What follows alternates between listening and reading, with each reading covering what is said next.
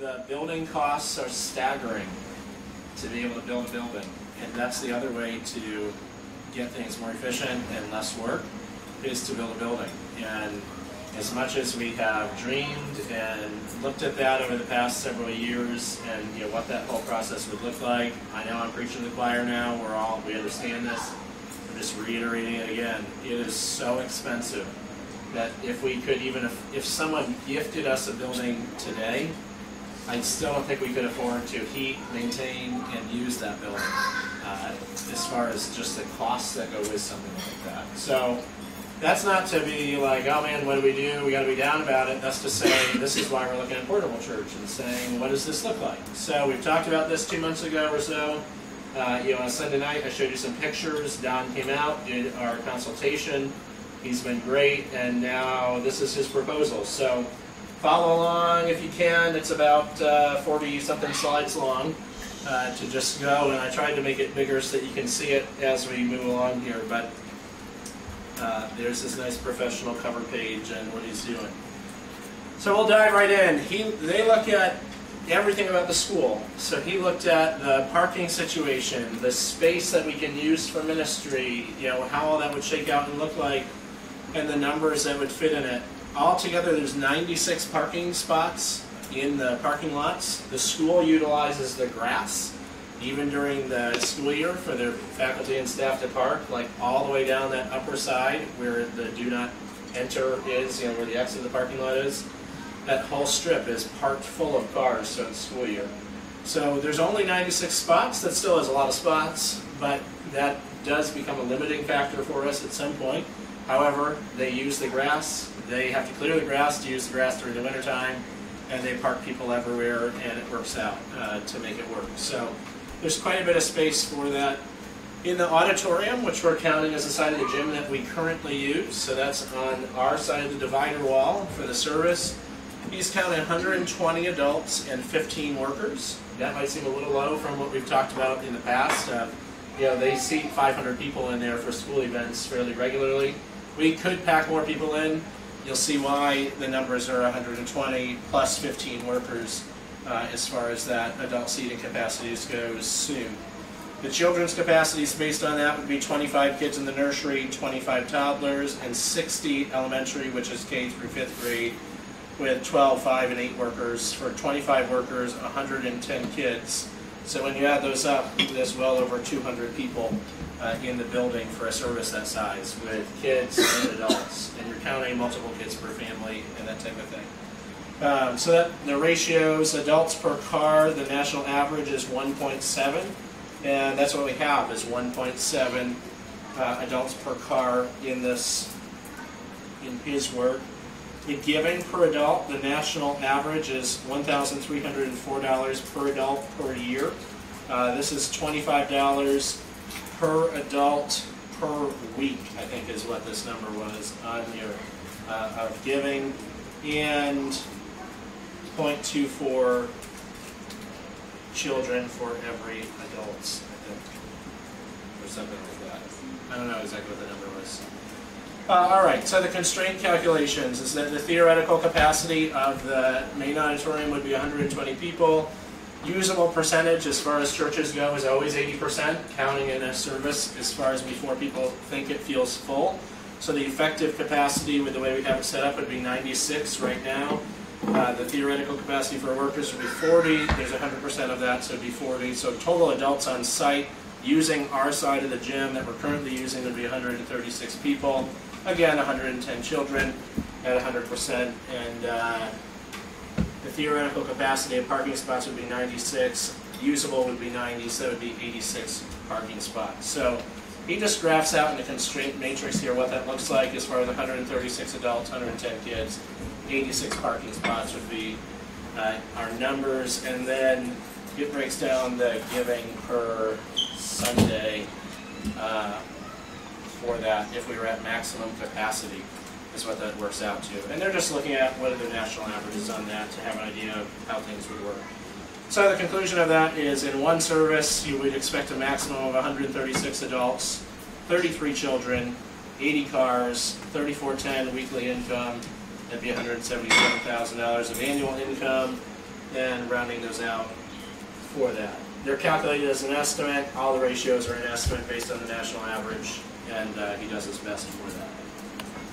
All right, his other notes are that if we were to run 2 services, we'd expect a maximum of 245 adults, 59 kids, 144 cars, $6,100 in weekly income for about $320,000 per year.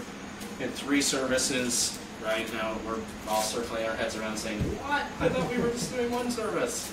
I'm not saying we're doing this, he's just running the numbers.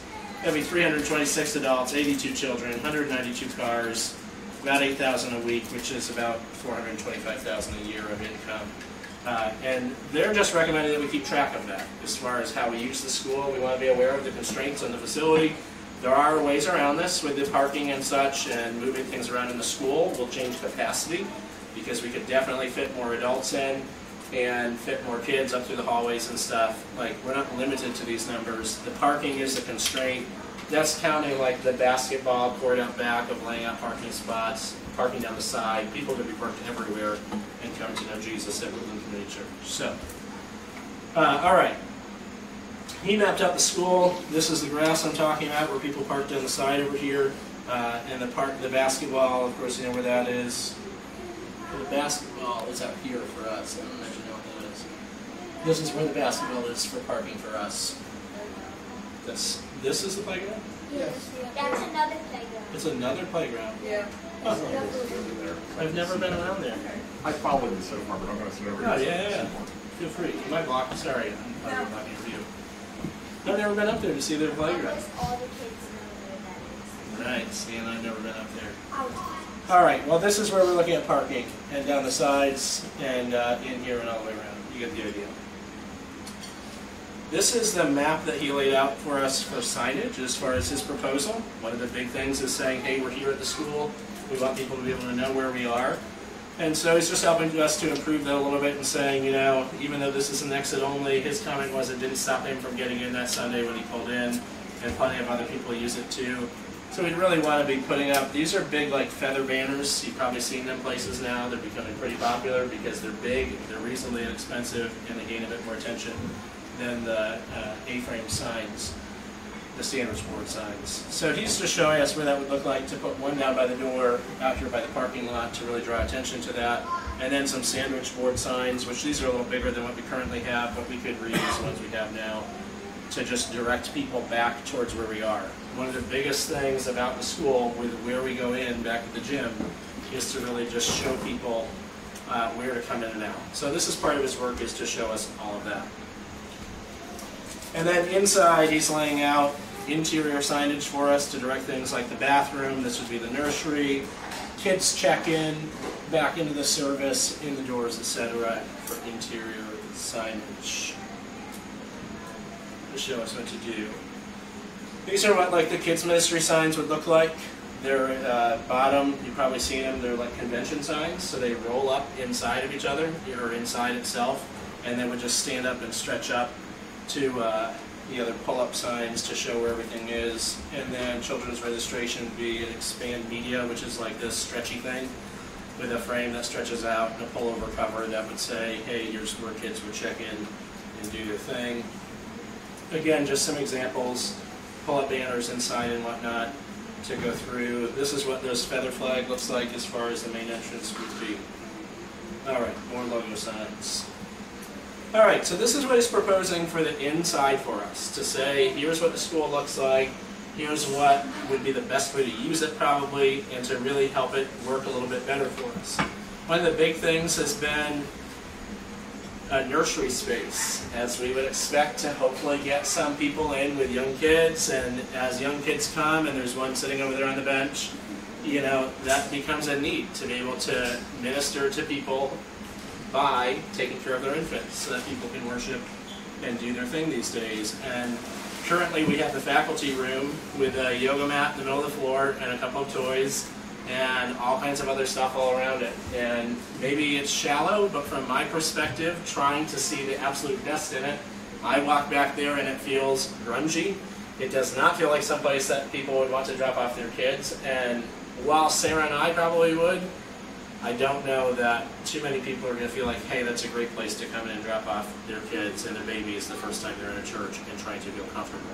So one of the big things that we looked at is what's it look like for that to become a nursery space that really fits it. And he's laid this out. This is all yoga mats that are on the floor that just lay out. They roll up every single week and just roll right out. The quilt in the middle, a portable baby changing station, a crib.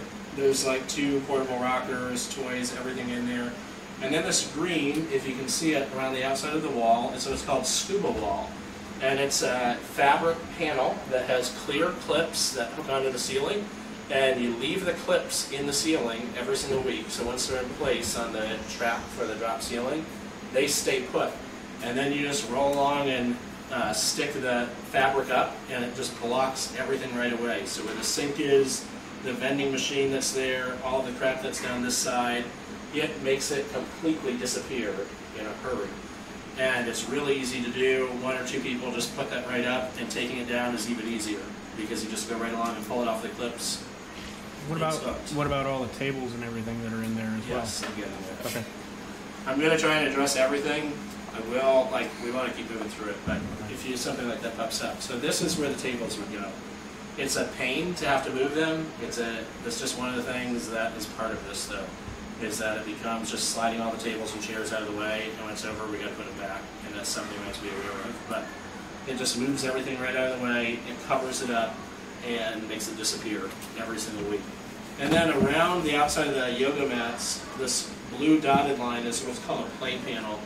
And if you were here last week, you saw some pictures of it. If you were here when we talked about this 2 months ago, you saw some pictures of it. They're basically big plastic frames with like a vinyl stretch fabric in the middle that creates this safe play panel. It all sets up and hooks together to keep the kids in there on the mats, and it's soft, but it's rigid to hold them. So they're not going to escape out of it or just fall through it. What's that? And everything's washable. And everything is washable. Is that what you said, ma'am? Good question. No. No, Sarah said that. It is all washable. It scrubs right down in a hurry. All right, so that'd be back this hallway here and into here. That would be the proposed nursery space. Now, in the meantime, so sort of a stretch in between, his suggestion was to put the nursery over here in this side of the gym as well with the kids for now, with the toddlers area, to make that sort of separate but one.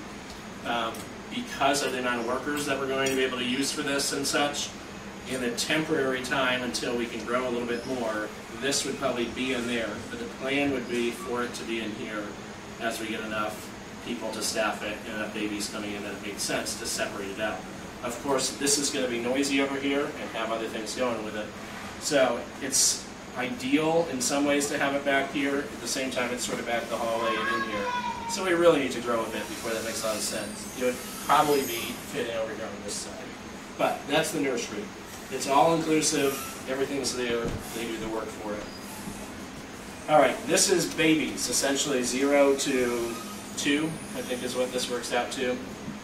Or somewhere around there. It might be 0 to 1. It's sort of what we decide. And then he set up a toddler's area for us that would be in the corner of the gym, which is for older kids, but not quite old enough for kids' church yet, as far as sitting down and teaching them in a large group setting. Still have teaching and such in here. Again, come on. Until the technology fails. My phone went off, and apparently you can't let that happen. This is, again, just all yoga mats. It's play panels all the way around the side that blocks it all in. And then part of this is pipe and drape. You've seen it if you've been to a trade show or anything like that, or big conventions before.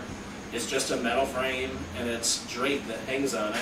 It sets up fairly quickly, and that just sections this off and sections this off here and here to create sort of an entranceway into the kids area, but block off the toddler area from being a part of everything else for now, which again would apply to the nursery as well.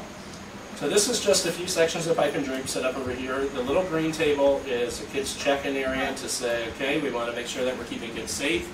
It consists of an iPad and a label printer. And you punch in the kids' information, or the parent punches in the kids' information, gets them all registered.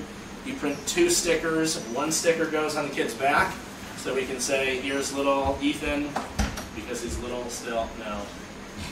You know, here's baby Tolly, and you stick the sticker on their back.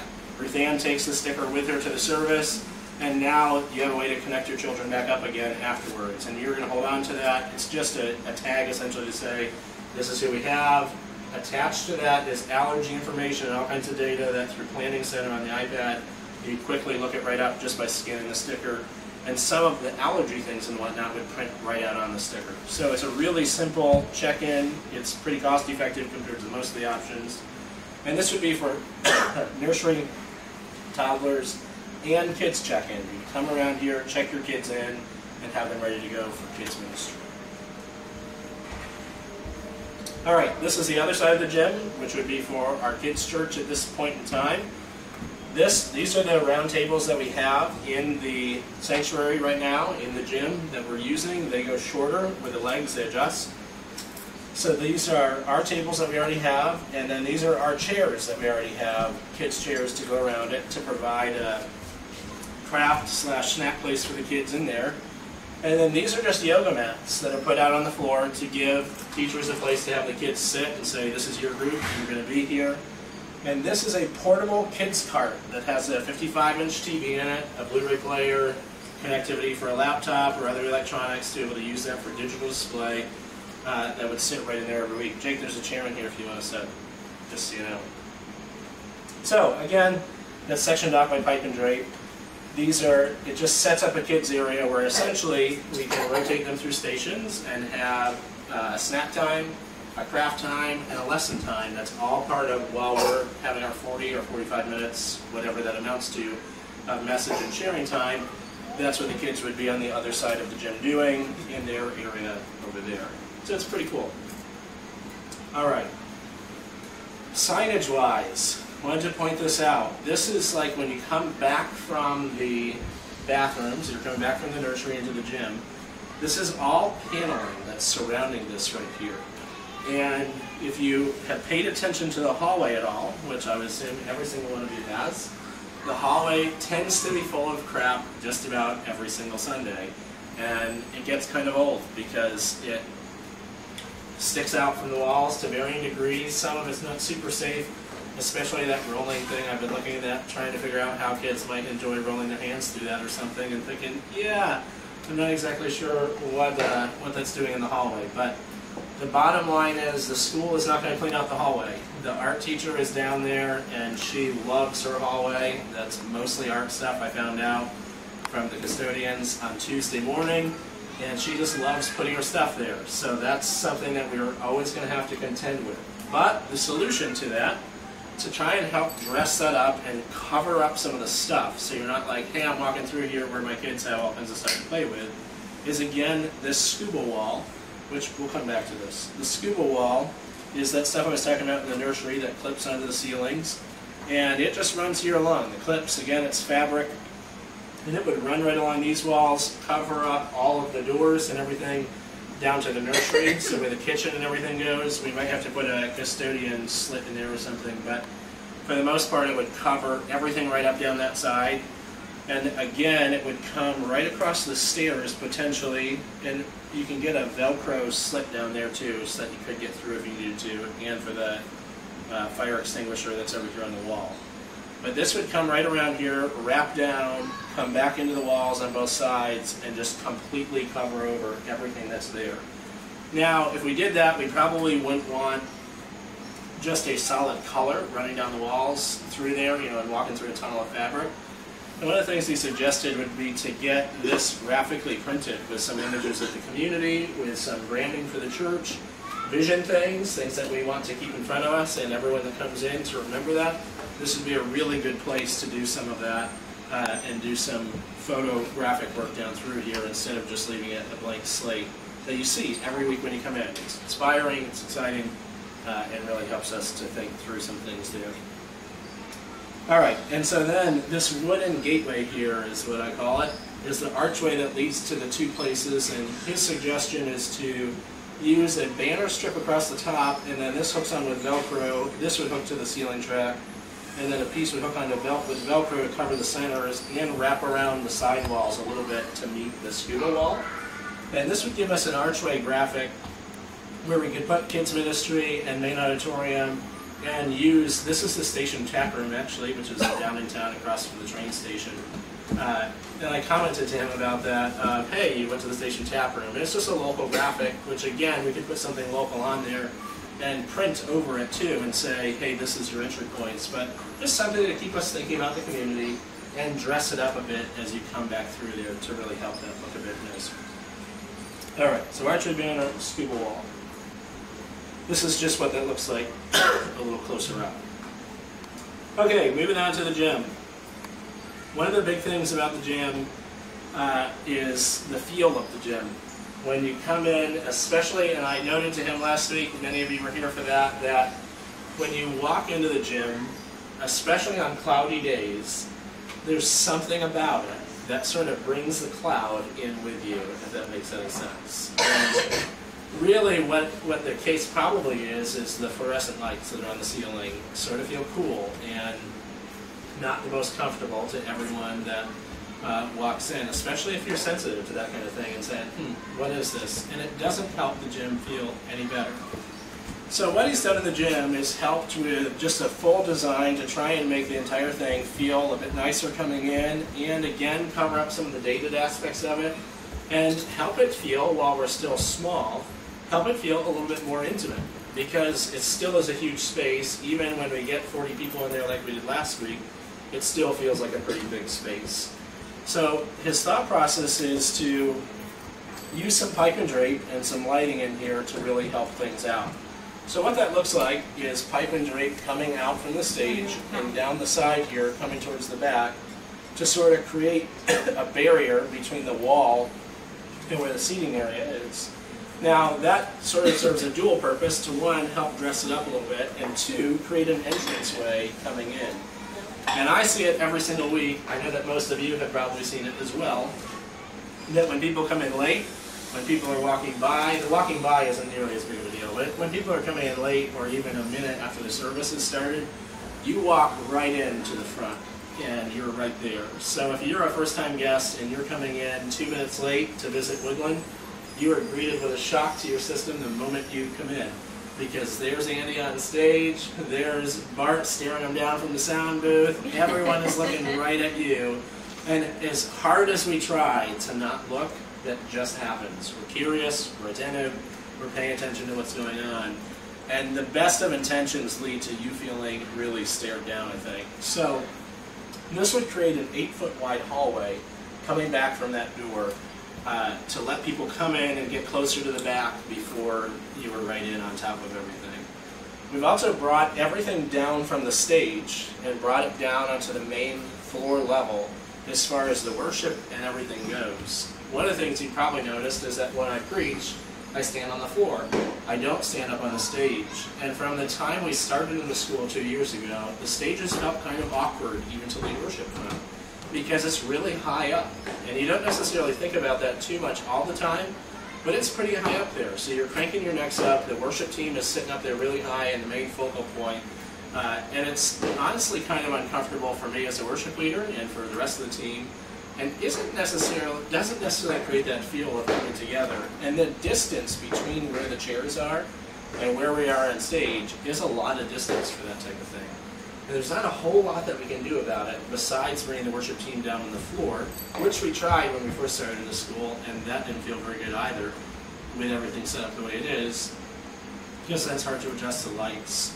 So we pulled everything down onto the floor, which should create an environment to help everybody feel a little bit more together and be able to worship. You're not staring up at the worship team anymore. Everyone's down and able to worship together right down there to lead, which allows us to put a rear projector on the stage that throws to a 12-foot wide screen. So it's a pretty big screen, kind of like we have at the Cultural Center, that would set up right there at the front edge of the steps and project onto it, and again have pipe and drape coming off to each side, and then wrapping all the way down around this side to just finish it right off. So the curtains would be closed as far as we could. We'd have to work on that. They might actually be open with the black curtains showing.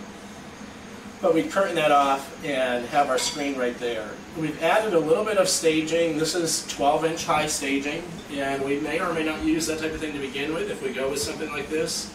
At our current size, we'll probably have the worship team right on the floor.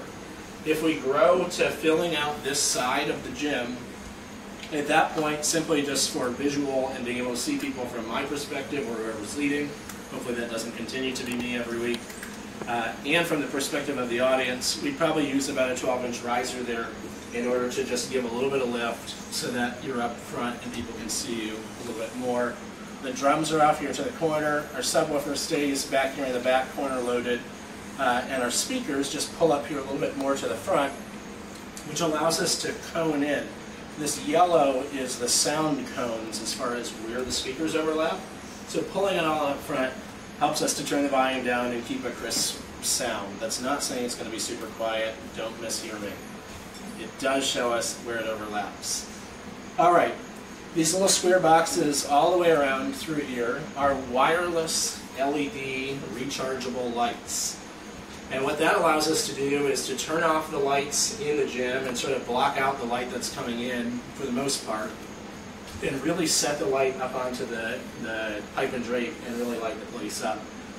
What happens when you set up pipe and drape, especially big black panels, is of course it does darken the place some. And so to counter that and to really help it feel a little bit more warm and welcoming, those are LED lights that would shine up on everything. So they're on the posts and they're shining up on the center of that all the way around. They're wireless and LED because they don't use a whole lot of electricity and they don't need cords hooked up. That's a huge time saver. When you get into rolling out lots of cabling, we know how it goes, even just running the cabling we use now. It takes a long time and we don't really want to keep doing that. So we're limiting that by using these rechargeable lights. They fit in a case that they would charge in every single week. That case has a plug on the outside of it that they would add to it with the power strip in the trailer. You plug it in. When we get the trailer, we would add a electrical hookup to the outside of it and plug it right in as long as we're on the church property still. And the batteries would all sit there and charge up until they're full without us having to do a thing, which is huge because more time spent is not going to work out. So it's all wireless and rechargeable as far as that goes. In the back here are two light towers that are LED as well. Those are not wireless. They are wireless control. They're not rechargeable. Those take a bit more electricity and run off of an extension cord or right off the outlet essentially to power those lights. But they're LED. They don't draw much light. They stay cool, which is a huge thing. You don't need gloves to be able to move them. And again, that's all just wirely adjustable. Back here is another expand banner wall, kind of like would be over here in the kids somewhere he has in the plan. This would become our hospitality and sort of branding. That's where the coffee and stuff stays and ends up back there. But that becomes our hospitality center. These are 3 high-top tables that would be in the back to give you a place to stand. Again, some more LED lighting along the back to light things up. And then there's lighting. The lighting on the top of the pipe and drape actually lights the ceiling. And you're saying, wait a second, why would we want to light the ceiling? Essentially, it would light it up and create a glow in there that's not too harsh of a light. It's nice and soft. We can control the temperature on it through mixing of the colors. It really creates a nice glow and ambiance over the entire room. So you get, I hope you can sort of get the idea of what it would go for. And this isn't 3D. You can't picture it like watching Joanna Gaines on Fixer Upper. I'm not Joanna Gaines. But you get the idea for it's just taking the room and trying to really soften it up, add some lighting, help the environment out, to really feel like a warm and welcoming place coming in that you could just walk right into and continue to feel even more right at home as part of the family. I just want to make sure I didn't miss anything.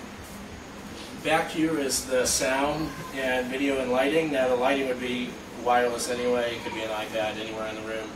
But this would be Bart and Hope at this moment in time. Not too far from right where you have been, just pushed over towards the wall a little bit more. The only cables, this is a really important thing for everyone who loves doing the cables on Sunday mornings. The only cables involved in any of what we're doing as far as from the back to the front goes is the Ethernet cable for the mixer, which would plug right into the side of the case that rolls in on, and the video cable would run to the front as far as carrying the video. Bye. Some of that could be wireless in the future, but it's just not quite as dependable as we might like for presentation things like this. Sticking with a cable gives you hopefully solid connection.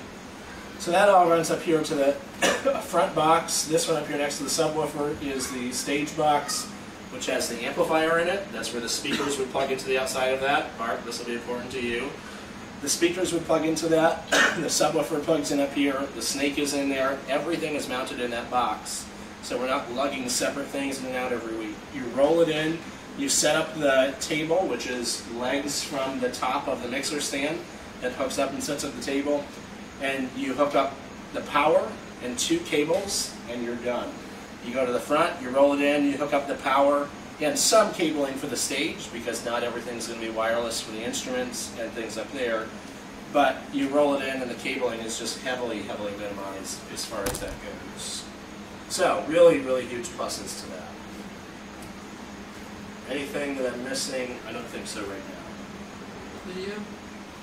Video. The person who's doing the video, where's that going? Oh, the video is back here as well. Okay. So, where's Zach? Zach, it's interesting for you. Zach, your stuff would be back here as well, and the capture card and everything is all hooked into this stage box. So when everything comes in, there's a USB cable to plug in the computer, and there's an HDMI cable to plug in the camera. The capture card and everything is mounted right in here on a rear rack, so there's no more carrying things around and setting it up every single week. It's you plug in the camera and you put it there.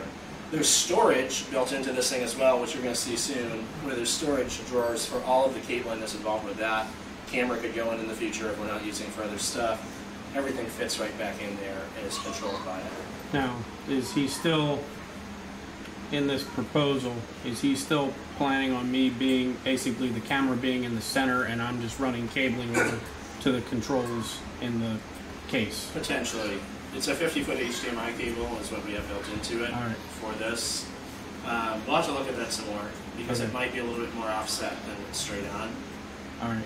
If But- that's the case though, then the only, and I know we want to keep moving, but the only thing that I would say would need to change for that then is we got to get the camera higher then, Right.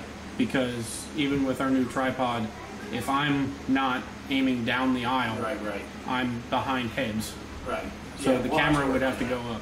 that. I don't have a good solution. No, to it at the moment. I'm just saying. Before I Yeah, forget, right. that's what Right. what would need to happen. Right.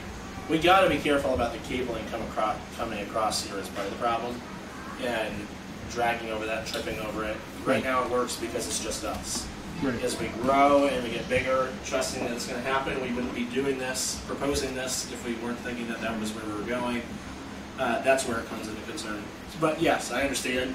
We'll have to address it and see what works. Is that fair? Yeah. Yeah. That might put you back here on the back corner or something even, and like coming across. I don't know. We'll see how it all works out. Another quick question here. Yeah. Does this include the camera space for hospitality? That is a very good question, and it's not addressed in the proposal, and I noted that and emailed them about it. To say, hey, we need to include that in what we're doing, because that's the whole point here. Whatever that's going to be, which will probably be a table still, with a skirt over it. But it needs to be included in the storage and everything, so that's just rolling in with everything else. There's not a plug on that back wall either. Aren't there plugs on this wall though? Yes. Yeah. So, Okay. So it'd be extension cords or something running behind it. But we could run extension cords down through here and behind it. yeah. The other thing would probably be to bump this thing out just a little bit as far as the hospitality center sort of graphics go there, and be able to have a little table there for the coffee makers and stuff. This does include another coffee maker, which is not like the ones that we purchased earlier this year, in that it brews a pot of coffee in 7 minutes. Or less, he said. It also, it also doesn't store any water in it, which we've had that problem with them. So it's just one coffee maker. It's a speed coffee maker. It's really great. We would still keep the ones we have and use them for other stuff, like when we're doing big events out here and stuff. I would imagine anyway. But it'd be really quick. I didn't buy one of those when we bought the ones we have because it's like 2.5 times the price as one of these ones. But he's saying you would just have one instead of having 2 of them, and that's what they use in these types of setups. So that would probably be back here somewhere. And then we got to figure out what that looks like as far as the serving table, because he wasn't thinking about that. So that will have to be addressed. All right, I just zoomed in again on this so you can see it a little bit closer and get the idea for what's going on with that. This is just a wiring schematic for the case, which is important for everyone who's involved in the tech side of this, that there's dishes, everything that's labeled V-dish here and everything. So these are our own things that we supply. OFE is, I don't remember what it is, but it's our own equipment. But these things that say V-dish inside the cases are labeling that everything's confined to a case. And then there's a dish on the outside, which is just a port or a plate with jacks on it. So that's where everything plugs right into. To really stop all of the extra cabling, because we spend so much time cabling, and there still is cabling involved. That's not to say that there will be no cables. There are cables, but not nearly as many. So that's what that's showing. This is what, like, where Bart is back at the soundboard. This is what that would look like for now. It's double wide to accommodate our 32-channel soundboard. Using some of our own equipment that we already have, like our wireless microphones that weren't working right this morning, and all of that stuff. The antennas are rear rack mounted so that everything's coming out. That's just an extension plate. This is what I'm talking about as far as the plates go, the dishes on the side. This is what it would look like. So here's an EtherCon, the power goes in, HDMI, everything's hooked up right there. So there's no taking the mixer in and out of a box, there's no recabling. There's probably, I'm trying to think, there's at least 32 cables, ends that we plug in every week just for the monitors right now. And then everything else that gets hooked up. So this just eliminates all of it. Everything is right on the side of the case. There's power mounted on the case, so you're plugging in one extension cord to it. The computer for presentation or live streaming or anything has jacks on it where it's plugging right into it. There's not running multiple cables everywhere. It's all built in and right there. There's storage built into this as well. All of these dark gray covers are blanks right now because we wouldn't be using a ton of things in the back. A lot of the things are moving to the front. But it's space for like drawers in order to store stuff. This is an example of that. We could have a couple more of those in there to store whatever it is that we use back there that we would need. And then there's some rear rack mounted equipment like a router and whatnot to control the lighting and soundboard wirelessly and everything. This is all on the front, so everything, this is the snake head that we plug in on the stage. This is our monitor mixes from the front. This is an equalizer that auto-tunes the room for anyone who cares about that stuff. It sets it really pretty close as far as getting a nice crisp sound. The highs are in check, the lows are in check. It basically just equalizes everything out. Again, some storage in there for whatever cabling we would need. Everything's in there. That's subject to change a little bit, but you get the idea. There's a closer up view of that. All right, this is what this looks like. So getting down to what's the storage look like. This is what this starts to look like inside of a 24-foot trailer. Now we currently have a 24-foot trailer, just in case anyone was wondering. But this is how things start to lay out. So nursery, this is all the flooring. Toddlers, the play panels are in 2 cases. Children's tables and chairs. Elementary curriculum storage, which is like everything that kids ministry would use as far as the K through 5 goes. So craft things, snack things, they have one case that everything fits in. Hospitality, usher, reader, everything would be in its own case. Lighting and video, drums, stage accessories, sound accessories, speakers and stands. The pipe and drape is down the center here. This is the front of house audio, this is the soundboard, the stage rack, the base plates for the pipe and drape. Everything fits right into the case. In a V-nose trailer, that's some staging in the front. So you get the idea. It's pretty full. And you might say, how is it that we're going from a trailer right now that is full of stuff, but not full of stuff, to a full trailer of stuff? And the reason for that is right now we pack everything into bins. And we take a lot of time to shove all of the cabling into one bin. We pack the mixer up into its box, we shove all the cabling back into cases, and really shove everything in.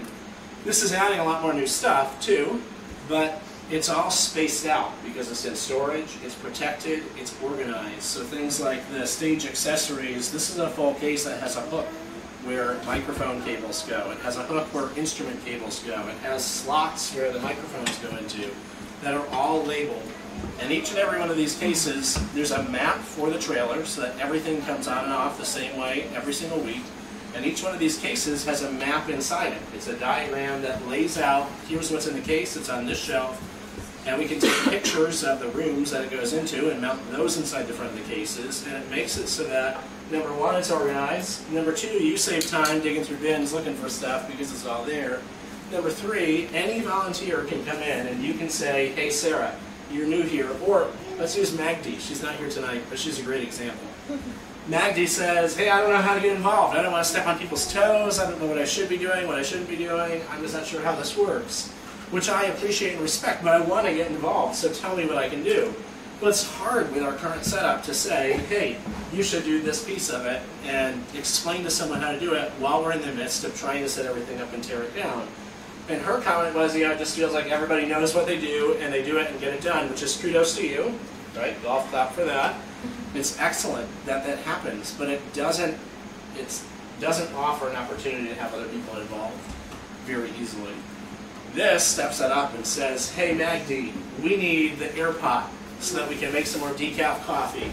Magdi goes over to the hospitality usher greeter case, which is in its place, and says, okay, where do I find this at? So she opens up the door and you say, hey, just look at the map and figure out where it is and bring it back.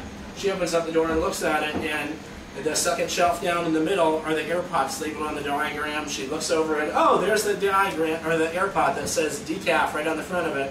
And she goes and brings it back to Pam so that Pam can make decaf coffee after she's done cleaning up the mess because someone dumped the donuts everywhere. And she can help and get involved because it's all right there. Now, at this point of the game, you might be saying, holy cow, that's a full trailer of stuff. How long is that going to take to get all of that off of there? The beautiful side of that is that his estimates and looking at all the other experiences of people, researching this out, is that the entire trailer is unloaded. All of the cases are staged in the areas that they need to be, and 4 people have done it in 7 minutes or less. That everything gets inside the building, where it needs to go, ready to be unpacked. No more bins going in and out, not 100 trips running in and out with the door open, trying to keep the AC in, or the cold out, or rain, or whatever else it is. The cases just roll right in and out. 4 people, 7 minutes, you're done. Everything's staged where it needs to go. It's beautiful. All right, you probably want to know how much this costs because that's important to everything. So we're going to run through this pretty quickly. It's expensive. Don't kid yourself about this. Does anybody need a break to use the bathroom? Or get food or anything? I don't want to do this great stuff. Maybe we'll pause for a second so that people can do their thing. Anybody need the bathroom or anything? Mike, old person? I'll add something here that he told us. Okay. You might ask yourself, why casing? Right. He gave demonstration, or explained what happened to them one time delivering. They had a truck going out with the trailer to a church. Driver hit black ice, flipped down an embankment. Brand new F-350 too. Brand new F-350, brand new trailer packed full of stuff on the way to the church. The recovery company just flipped everything back on its wheels, dug it up, took it to the yard. They went out with another truck, took the trailer down to church, rolled the case off, took the trailer down to the church. But all of the cases survived intact, all of the equipment inside survived intact. No damage. No damage. Because I wouldn't recommend you test it this way, but it protects your stuff. I guess pictures of this stuff too. The trailer was totaled. We talked about this again the other day. The trailer and the truck were totaled, just to have a mind for what was going on. They drug it up, they rolled all of the cases off onto a U-Haul truck or a Ryder truck or something, and then opened everything up and nothing was damaged. They still had to deliver the next day. The church is waiting for it, they're expecting it. So they just had to send them a new trailer. Everything else was good to go. I mean, yeah, I feel like I sound like a salesman on this, but it's just, that's the reason why things get cased up. And we run into a lot of wear and tear when they're not cased. We go through, we've had problems with that. Stuff right.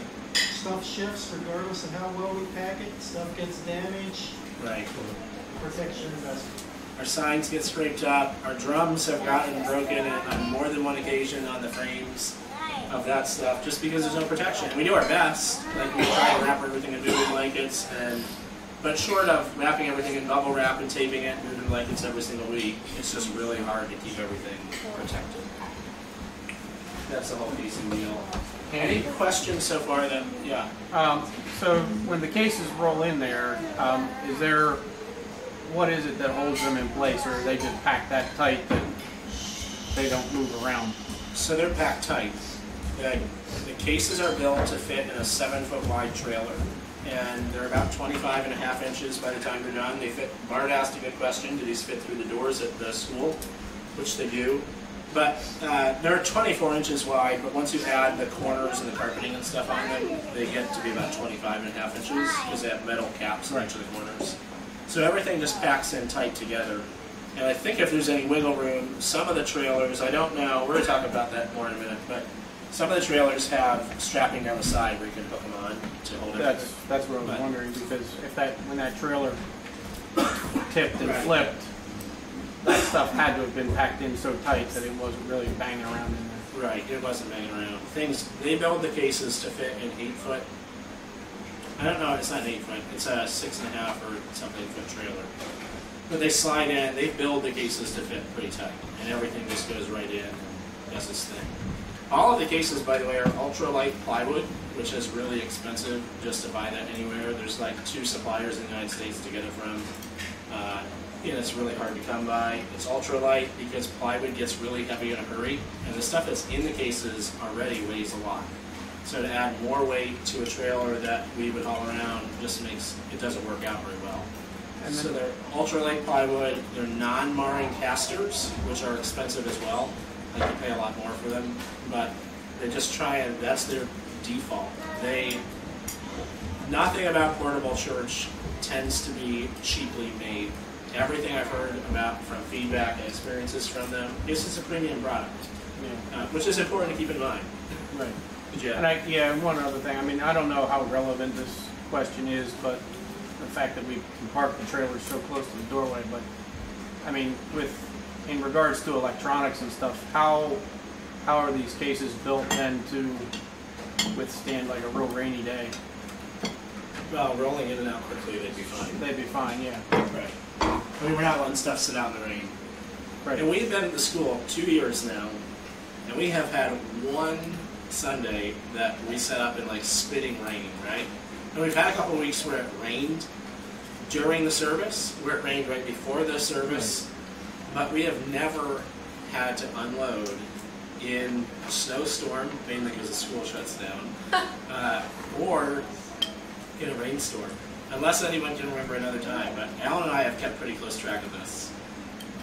We have been just like fantastically blessed. Now mind you, we only need a small window on each end of the service. We need 7 minutes to unload, and we need 7 minutes to load.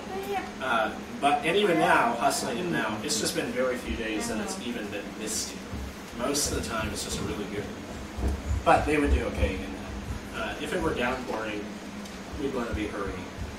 I mean, you don't want anything sitting out in the downpour, you know? You're not going to want to stand up there again. I mean, Mike will stand out there in the downpour. I don't want to.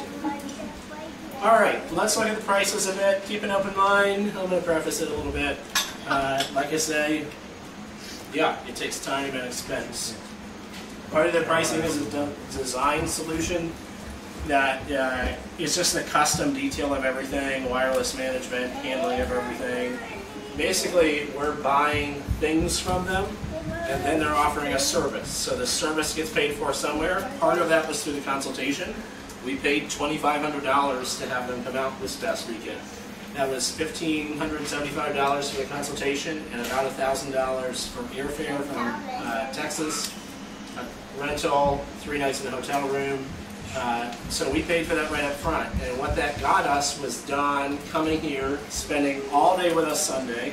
He went back and worked on this Sunday night. He went back and worked on it all day Monday into the evening. I don't know when the guy slept, because he's like, I was working on this at 5:30 Tuesday morning, trying to finish it up. As of Tuesday morning, he didn't have everything quite together for us.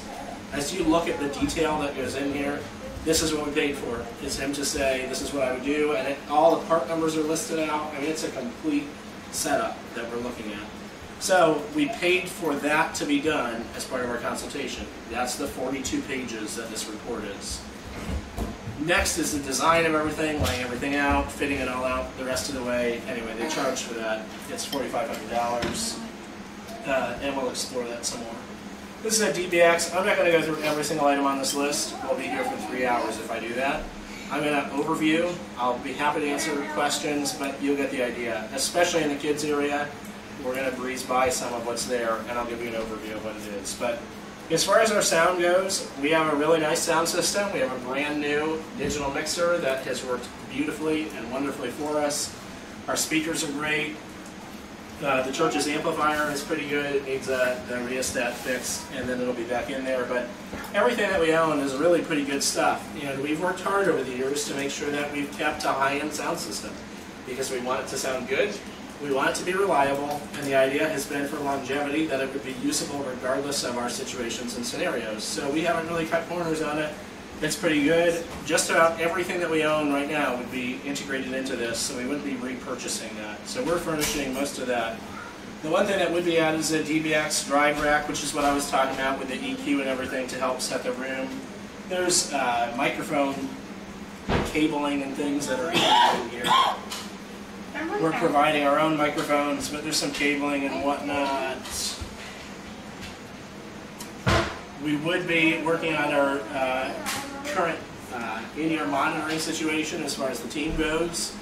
Why we spend money on that, in case you're not involved in that, you care to know a bit more about that, is you need to be able to hear when you're singing or leading worship or playing an instrument. You have to be able to hear, because what comes back from the house speakers is very, very difficult to hear and understand lots of times and stay on tempo with when you have a full band playing.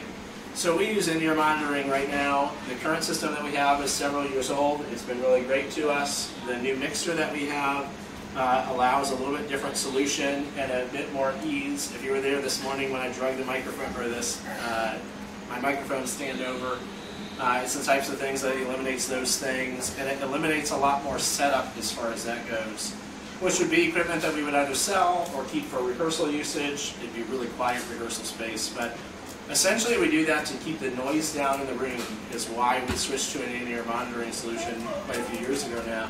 When you add the floor monitors, like you remember at the Cultural Center, I think if you were there for that, the floor monitors add a lot of noise to the room. And what that does is muddies everything up. And then people start complaining about how loud it is and how they can't understand it and how it's hurting their ears. And that's because it's sort of uncontrolled volume entering into the space, which really just messes things up. In the school, it would be just as much of a nightmare. So we've just gone completely away from that to this in-ear solution. These next few lines are about $1,200 that make it possible for us to use our mixer and stop with the current solution as far as that goes. Again, cabling. The locking, just to give you some ideas of the prices on this stuff, the locking rack drawer, right? That's a 3-space drawer that goes into the mixer stand. There's 2 of these included in the plan. It's $217 for each one. These blank rack panels are like $100 for 10 of them. Another $100 for 2-space ones for 7. These rack shelves start to add up. Earphones for the in-ear monitoring system. The carpet-covered double-wide mixer case, to give you some idea of the price point of that, is $960 for them to build that out. The portable heavy-duty stand that goes with that, like that Hope would be sitting at, is $78.74. Carpet-covered rack. Right, so this is the rack for the front, is $700 for them to build that out, which includes casters and everything that goes with that. The PCI rack labor to put everything together is $375. So the storage cases alone for that are $2,113.74 as an estimate. Everything else that would go into that as far as electronics, that's about $5,500 worth of equipment as far as the sound system goes.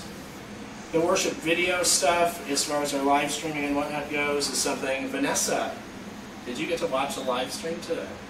I did. How was that when it was working? It was very pixelated. Right, besides the pixelated stuff. It was pixelated. Was it nice to be able to watch it where you It were? was, That's what I was yes. getting at. Yes. That's why we live stream, guys, Yes. is so that when people aren't there, first of all, they can be a part of it. Secondly, if you're a newcomer coming to the church, you can watch it online and get an idea for what's going on. Yeah. What is Andy like? What's the church like? What's Sharon like? You get an idea for who we are before you ever come. People like to have an idea of what they're coming into. Anyway, that's why we live stream. There's some cabling costs involved in this and a bigger fluid mount tripod and whatnot that are added into the expenses of that. It's about $482. We're providing computer stuff. He did not try and sell us anything that we could buy on our own with these, so computer things and whatnot is not a cost. The video section, as far as like hooking everything up to the projector and cabling for that and everything, is about another $587. All right, jumping on to the projectors. So one of the things that we've loved is having our giant screen that we used to have in the Cultural Center. One of the things that Steve hates is setting up that tiny projector screen that we have at the school right now. The screen works, the projector works. I'm not trying to beat around it. It works. What doesn't work so well is how it looks and sets up and how all of that goes. And we've loved having our giant screen that we can use for big images. One of the things we want to do is capture some drone footage of the community, like different spots around that when we get new things set up, I'd like to be running, where we're bringing the community inside the church, right? So you walk in on Sunday morning and there's Wegmans and the outside of Euclid Hills Elementary School and the park and Target and houses and different things that we compile together that we're hoping to bring the community right there to the forefront to help us and others as they come in be able to experience that this is not just about us, it's about the church. That's just one of the things that we want to do, which having a big giant screen again is really helpful for. Our projector is also getting pretty dated and the bulb's dying, which is about $600 on its own. So this includes a new projector. It's 5800 lumens. It's really bright. If you have any idea how those things work, it's a really big, bright new projector that works awesome. It's about $3,000. We could save a couple $100 by going down to like a 5300 lumen. It's a negligible amount for what we're getting out of it. That includes the projector stand to stick it up on the stage, some more electronics to convert that and hook it up. On that page, and also, again, all of the cabling and everything that goes with that. So the projector total is about $4,000. The screen to go with that, so a giant 12-foot wide screen is 83 inches tall, which is not quite 8 feet, by 12 feet wide. That's $1,400 just for that. It's a rear projection screen, so everything's coming in from the back. The skirting and everything that goes on that is included, the hooks. Also something that we added in for now is a confidence monitor. So if you're a worship team or a speaker in my shoes, just so you know what this is, from the front, it's nice to be able to see what you're projecting. This morning I was turned around reading off the screen because I shifted things around and it was easier to see it. But if we had this down in the front, it's allowing me to click the button and it shows me or whoever else is doing anything right on the front what it is that we're displaying. So it's called a confidence monitor. It sits where the first chair would be on the row. It's just a TV with some hookups involved in that to put everything around in the front. With the casing and everything for that, that's about a $1,300 purchase. All right, moving on to the lighting. The lighting is a really big part of this proposal. It's all LED, most of it's rechargeable, and it's really efficient to set up and take down. With that comes a price tag. Just those lights in the back, so the big light trees that you saw in the back, upgrading those from incandescent bulbs, which there's none around here for me to show. Look in the hallway actually afterwards. You know, the old standard bulbs that have been around for 100 years. That's an incandescent bulb. Going from an incandescent bulb to LED lighting for those takes the price from about $4,200 to, hold your breath, somewhere around $9,000. It's a really big price difference. At first you might say, holy cow, that's like we could add 2 more light trees for that price. Here's the catch. The incandescent lights get really hot. Like so hot that you have to use gloves to be able to move the things. You have to wait for them to cool down some before you can put them away. They're about the same weight. The LEDs are a little bit lighter, but they are heavy, and they use a lot of electric. And electric, as Pam pointed out, is a problem for us at the school. There are only a few circuits that we can use that aren't hooked to all that lighting on the stage, which we will not be using anymore. And when we're running coffee pots and stuff off it, we have to be really conscious of what we're hooking things into, and we don't want to deal with problems. So the LEDs, Alan, do you have any idea? I know the light trees need to be on a single 20 amp circuit for themselves if they're incandescent. I bet you could run both of them and a coffee maker, I would guess, off of one circuit.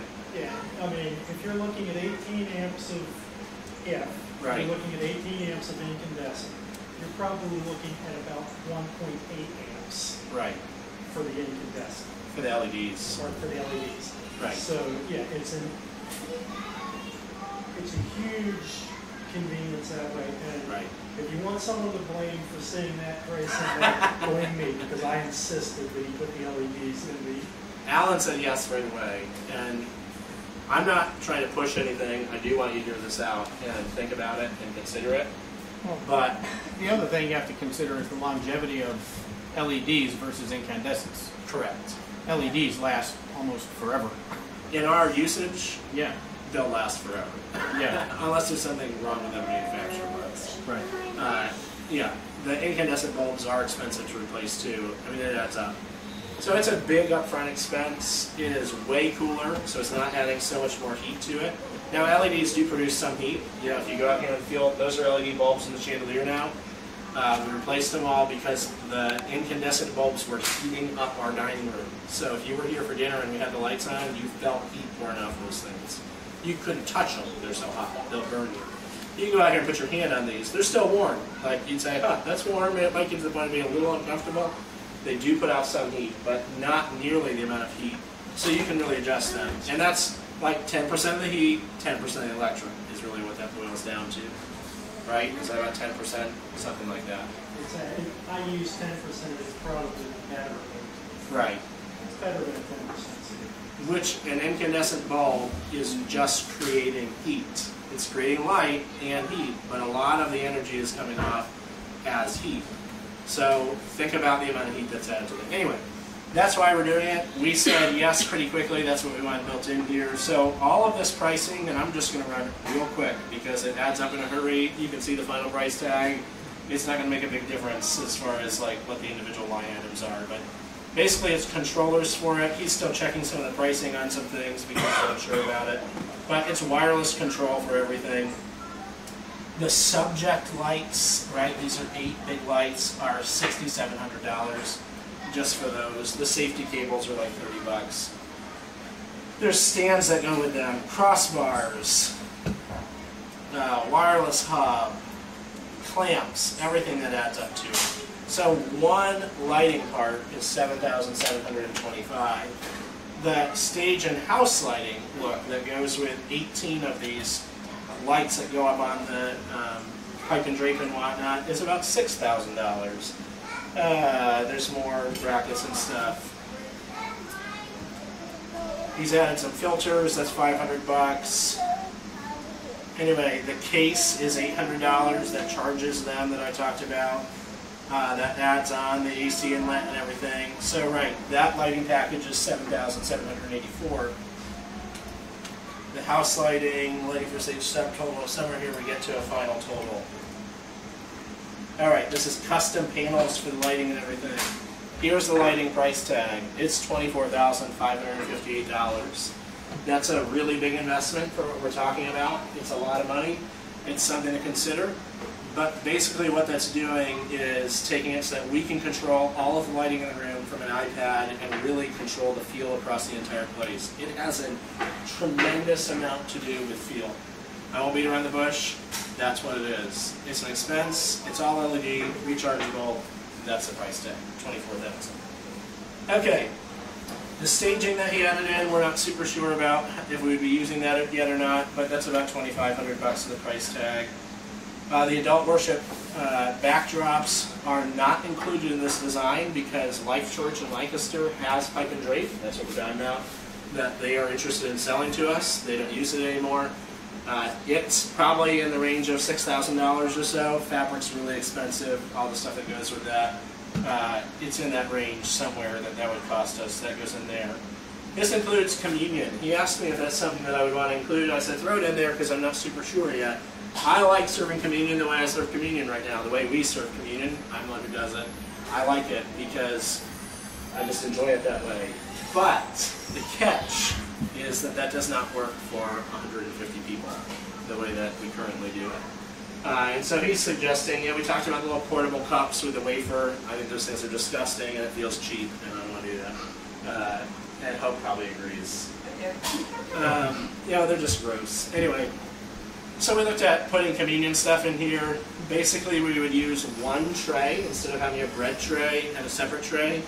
And you put 2 cups. So you put 1 cup in, you put the bread in the bottom of the cup, you put the next cup in, and put the juice in with the juice dispenser. And now you're only taking 1 tray around, you're only storing 1 thing, you are using 2 cups. They're really cheap. That's about $500 worth of convenience stuff in there. The lobby environment, so talking about the airport brewer, that coffee pot's about $400. It does include 6 new air pots, which are $300, which is about what we pay for the ones we have right now. But they fit under the system that they use and work with it. That includes labels and waterproof brewing funnels and everything that goes with that. That's about $830. We're using our own tables in the kids area, but for those high top tables, again, with a fitted stretch tablecloth over the top, that's about $500 for portable stuff on that. The interior signs are about $1,500. We saw the signage map before. That's subject to change, that pricing standpoint, and actually that's that one signage. It's about, the subtotal on the signage is about $4,000 currently. Because signage is expensive. We pay a lot of money for the signage that we have. If you haven't been in the loop on that in the past, we've spent a lot of money over the years on that. That's subject to change because we might not get that done through them. It's competitive pricing and something that we could look elsewhere for. That's interior signage. So that includes those big things for the inside, outside. I was looking to see if that included the scuba wall, but it doesn't. Oh, those 4 retractable signs are about $1,500. Anyway, you get the idea. Exterior signage are the flag signs and banners. That's about another $1,500 in signage. Children's ministry, the nursery. I'm not going to go line by line, but I will tell you this. It includes like a folding rocker, folding crib. It includes everything that you need to set up a nursery. And what that looks like is not going to Walmart to buy a thing. So this thing rolls in, you get trained on it. That Sunday morning we have 20 kids there that need nursery. It's all included, everything's there. The batteries, the toys, the baby blankets, the variety of diapers, the changing station, the changing table covers. All of that is broken out through here. And they have people, 2 people, one that's a purchasing person and one that's a kids ministry person that go to trade shows every single year to check out the new toys that are on the market. They try and stay away from all of the noisy toys. We all said, thank God. He said most of the noisy toys. There Most are of a the few, noisy like toys. instruments and some battery Right. operated things. There's a few that make noise, but most of them are not super noisy toys. They really try and be cognizant of that. They do a lot of research into it and figure out what would work. All of the part numbers are on here for everything to do with that. I've Googled a lot of this stuff to see where the price is at in comparison to what they're charging, and they're spot on. I mean, they're not marking this stuff. Well, they may be marking it up from what they're buying it at. I don't know. But I will tell you it's about the same price as going to Walmart or Target to buy it. Right, Sassy Baby Sensory Ball Set, Discovery Sounds Kitchen, the batteries that go in it. Everything is all set up to begin with right from the get-go. The toddlers is the exact same way. The cases have everything in it that you need. Little tight stuff, Play Hot pop-up. You get the idea. Sorry, Hope, am I standing in front of you too much? No, the sun started coming in the window and it was getting my eyes. I gotcha. All right, so that's nursery, toddler, the children's ministry TV hatch case. Again, includes a TV, all the shock mount stuff for that. Really want to keep moving. We're getting close to the end. All of the cabling for that. The large TV hatch case is about $2,800.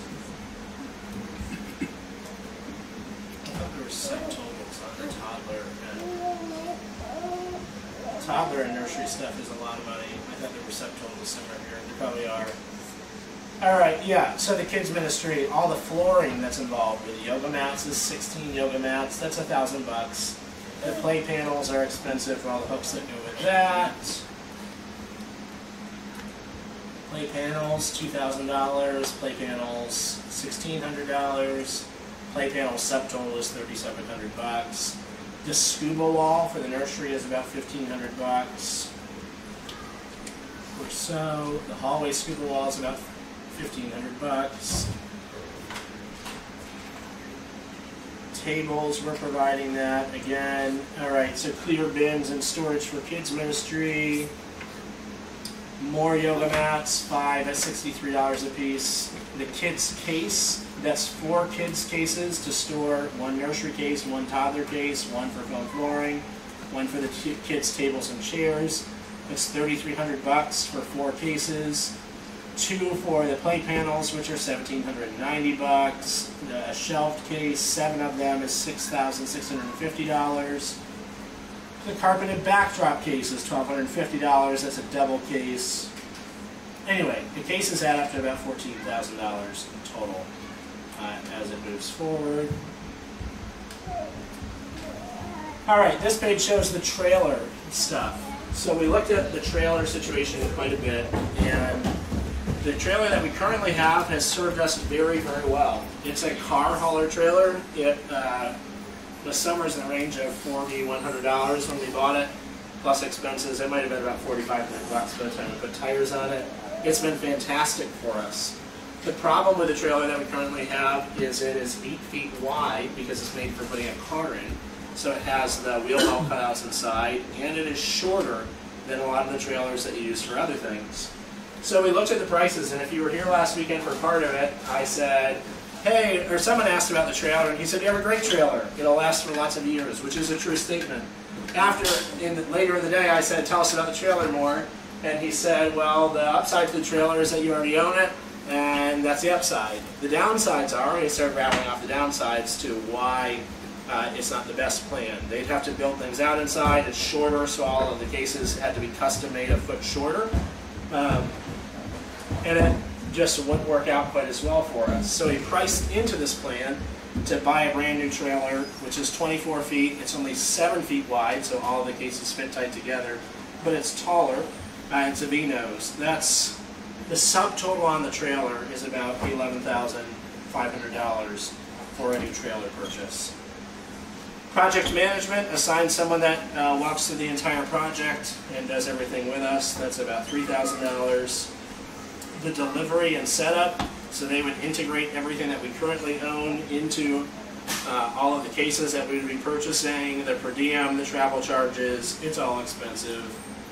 That's about $5,000. The material integration labor is $1,000. I need to ask about that because it seems like that's a little doubled up. The trailer towing from Michigan is $1,200. That's $214 per mile for 572 miles. And out-of-state trailer being towed, that $250 would not apply. Oh, that doesn't apply. The graphic setup fee to set up graphics on the trailer is about $250. So the whole thing adds up and has a lot to go with it. All of that together, the trailer's about, or all of their delivery fees, setup things, and it took me another $2,400. And at the end of the day, the total price for the project, as he's proposed it, is about $91,000 as it adds up. Tina, calm down. 14,000 of that's cases, about 14,000 of that is kids and toddler ministry, 25,000 of that is lighting. You get where the numbers all come into play here. So it's a big investment. Now, the one thing that we have looked at, there's a church in Texas, just north of Fort Worth, that has 2, not 1, but 2 of these trailers for sale. This is a 24-foot, 7-foot wide, 2009 Pace trailer. They're kind of crappy pictures, but you get the idea. Here's one. The other one is back here in the garage yet.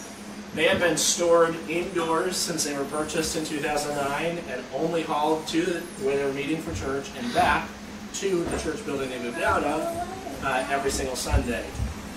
The building they moved out of in 2009 because it was out in the middle of nowhere, and they felt like they weren't able to do ministry there well. They moved around, they got further and further away from population, sound familiar? And they ended up in 2014 saying, well, wait a second, what are we doing? The population is starting to grow up around our building, and they moved back into their original building. Right? So they moved out in 2009, they moved back in 2014. Now, fast forward to 2017, the trailers have been parked inside their kids' ministry classroom spaces for the past 3 years. They got a new pastor in 2015. The church went from having a couple cars a day driving by the front of it to having hundreds of cars every day driving by the front of it, and they were growing. And if they got about 3 more families, Michael is the pastor, he told me the other day, they were going to be out of kids' ministry space. And he is like, what do we do? Because our kids' ministry space got converted to garage storage space so we could store the portable trailers, so we could do portable church when we moved out of our building, and now we moved back in our building, and we're out of kids' space. What that means is they want to sell them and get rid of them, and they want to do it ASAP. And what they have is 2 of these trailers. One of them has 11 or 12 cases in it. We would be buying 17 cases for $14,000 in this proposal. As far as the plan goes, and what they have for sale in Texas, like I say, it's 11 or 12 cases. It does include a mixer case. I'm not sure if it's what we need or not, but it includes that. And it sounds like, after we've been negotiating some this week, they would be about $5,000 on the trailer with cases and $3,500 on the empty trailer. And we've looked at purchasing both trailers from them, because the Vinos trailer that we would be buying brand new is packed full, if you notice the plan, with no room to add anything. And if we start growing, which is why we do this, we're really believing that there may be other things we want to do. And we might want to add more kids ministry stuff, more hospitality things. Yeah, who knows when that becomes. And it's not uncommon for churches in the 100, 120 people range to end up with 2 trailers and cases. So we've looked at that we could buy 2 trailers, one with cases, for $8,500. Travel expenses and fees to move it is about $1,500 probably at the end of the day for 2 of us to go to Texas, fly to Texas, rent 2 trucks, drive them to Michigan, and probably drive home from Michigan. And with one of the trucks, Mike has volunteered that he wants to go. Did you know that, Vanessa? Yes, I did. I just told She Sarah. just said she's going to stay with me. Mike has said, hey, I'd love to go bring home a whole pickup truck bed full of brisket for $1 a pound. We're going to buy a whole cow. It seems like a really great deal. Originally, I thought it was 2 trailers full of cases. When it turned out to be only 1, I was like, well, we can't pay, $10 grand for it. We'd have to work this out. So the advantage to buying these is, one, that we get 2 identical trailers that are all beefed up and ready to go. They've been stored inside. They have seen really little usage. I don't know what the deal is with the staining on the sides. I'm assuming it's from just having whatever happened to them. But they would be covered in graphics. They would look beautiful and be good for us. The cases, so we'd haul this trailer to Michigan, and they would refurb and reshelve the cases. So they would fix and replace anything that's broken on them, and reshelve them to work for us, and we would get all of that for, like I say, $10,000, $12,000, depending on the refurb costs. So 2 trailers, one with refurbed and reshelved cases, for about the price of buying just 1 brand new trailer. So it seems like it'd be a really great deal and bring the price down. Now, we'd have the option of getting the second trailer, which again, moving forward, sort of depends on what cases we would end up buying, how things end up working. But it looks like we could probably get 2 trailers fully cased out. So one that was cased out custom for how we use it, another that would come with shelving in order to be cut and customized by us, however we want to.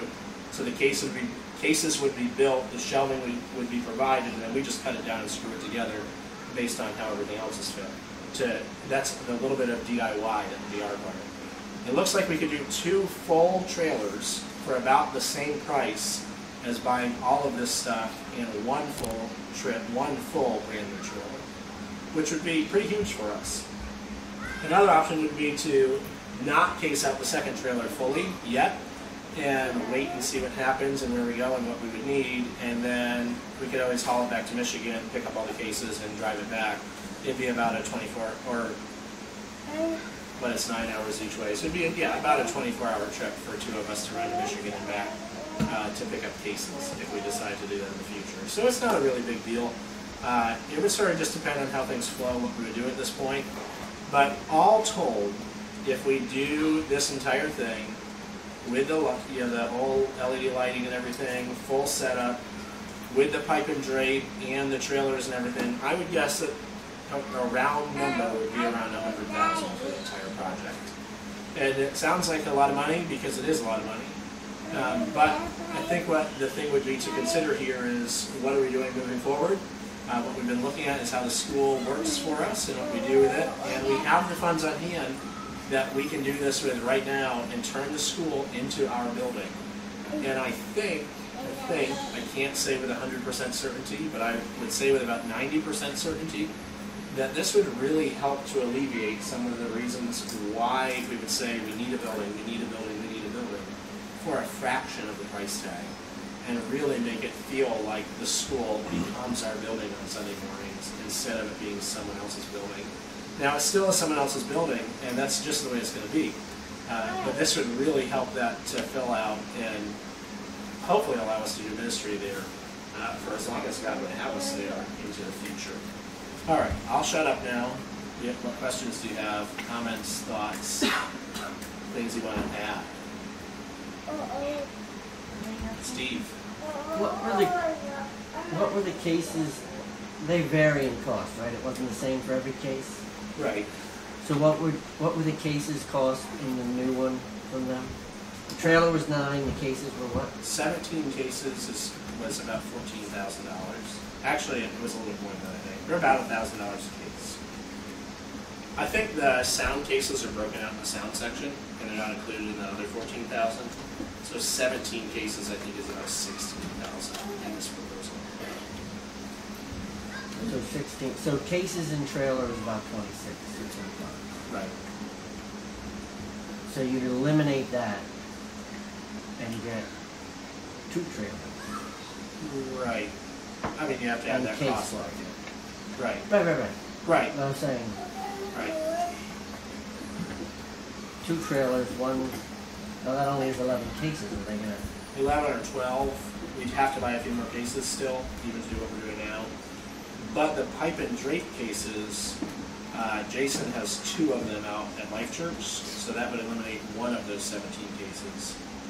I think they have 12 cases altogether with the sound case, so we would still be buying.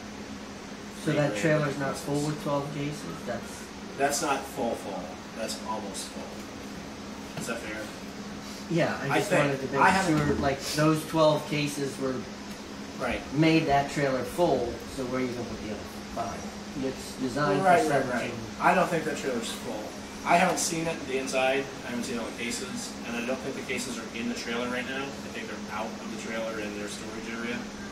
But I don't think those cases filled out because they still, their cases, unless you order them custom, like we would if we used our current trailer, are all the same size. And this is a standard size trailer, which should mean the cases are all standard size too. So it would be, it's not full. That's the answer. Logically, anyway.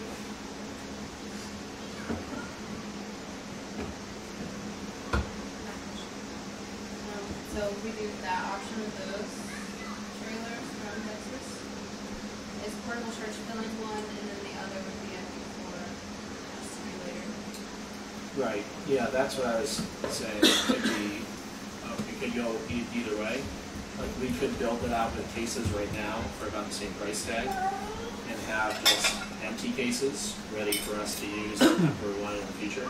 Or we could keep it empty and they would only fill up one for now. And there would probably be a few things in there still because we would be overflowing into it from this one, but it wouldn't be full with this stage. Okay. Yeah, at first I thought the option was not using Portable Church, and I was like, what? Oh, no.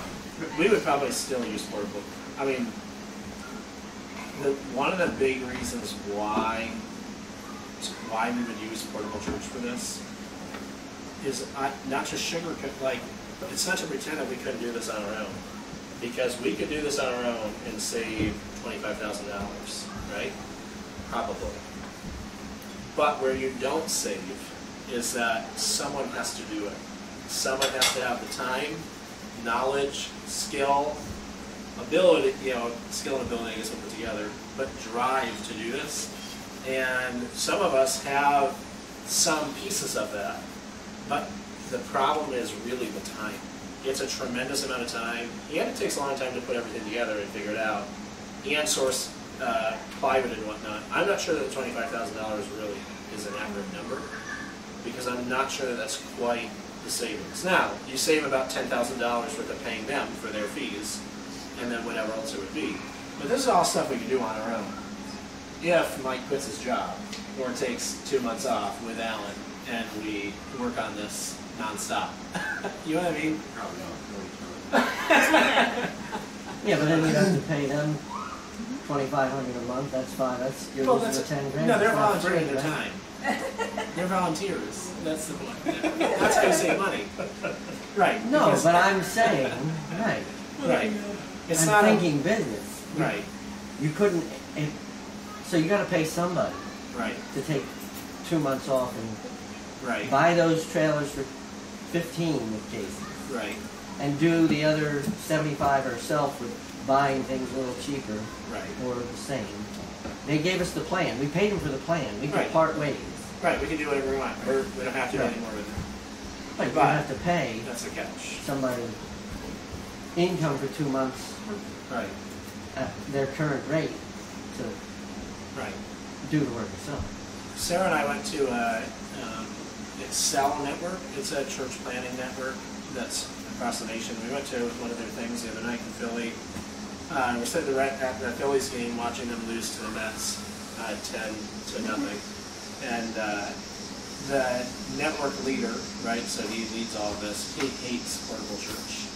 And started in about his hate for Portable Church. Well, one of the guys, the conversation went to hating Portable Church as I was talking about it. And you know why they hate Portable Church? Because it's expensive. And there's two things they hate about them that are probably helpful to what we're doing. One, they hate that Portable Church doesn't offer an economy option. So they don't have a cheap option.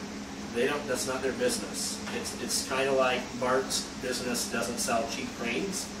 You're the Cadillac of gantry cranes. Right. Portable Church, I hate to use that language, but I feel safe enough to use it here, is the Cadillac or Audi Portable Church. There's other companies that do things along these lines, but it's not the same thing. And they don't sell cheap projectors. They don't advise on buying cheap products and equipment because they want it to be a lasting setup that's not going to have people wanting to, one, replace everything in a year, and two, be wishing, I wish we'd gone with that nicer projector right from the get-go, and regretting the purchases they made through them. And so they made a decision as a company to sell nice products. And that's, that should be known. That's what they do. They sell nice cases, they sell nice products to put in the cases, and they make sure it's all ready to go, and that you have support for it. But you pay for that.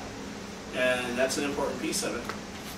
The other thing he doesn't like about it is he says, why would you pay them for it when you surely have guys in your church that are geeked out by lighting and that geek out on building cases and all of the technology, and putting all of this stuff together. Mind you, someone has to go through and click and buy things from the nursery and put all that together. And some of that is things that in the future will be on our own to do, right? If we buy this, it's set up once and then we replenish it. But it's a lot of work to do all of that stuff. And I spent 3 hours Googling a few of the things on this list, looking through to compare prices at and figure it out. So this guy hates that you're paying someone to do that because you must have 10 people that love doing this stuff. That's great. And there are some churches, church plants, that they have 10 people that love to do it. We don't have 10 people that love to do it. And I don't think we have time to wait for 10 people that love to do it, because that will be years. Well, that could be a lot more months. And then putting together a plan and getting people committed to do this, that takes a lot of time. And someone's got to do it. So we've talked about going down that road in the past. We hadn't looked at a full option like this. And that's one of the reasons why, the reason he hates Portable Church is one of the reasons why I love Portable Church, is that they offer something that we don't have. And they put a service together for us. And I said, it says, well, you have people to do it. You know, why would you do this? At the same time, they were chuckling to each other and saying, we hate those portable churches that are carrying bins in and out every week. Like, why don't you come up with something better? And I just wanted to look them in the face and say, so what do you suggest? You don't like the bins, and you don't like paying Portable Church to do it. What's the other alternative if you don't have people that can do it? Well, there's not an answer, because then you just assume that you have people to do that, and that's just not where we are. And I would love to do it, right? I love doing this stuff. Alan loves doing this stuff. Mike likes working on this. Like, we go around the room, and you guys like working on this type of stuff. But it's a huge undertaking to put it all together and build it, and we still would have a hard time doing it quite like they do. That's why they're appealing. Is that helpful? I think I want to add that we've been doing this for 10 years. And, you know, I think it's amazing that we aren't totally burnt out. Right. I mean, it's a miracle. It's God's work in our, that we have the heart to keep going. I don't think we have it in us to do this ourselves at this point. If we had thought about this option 10 years ago, maybe. Right. At that point, we might have had 10 people with the time and the skills and everything to do it. Right. But yeah, it's just, it's not feasible to do it ourselves at this point in time.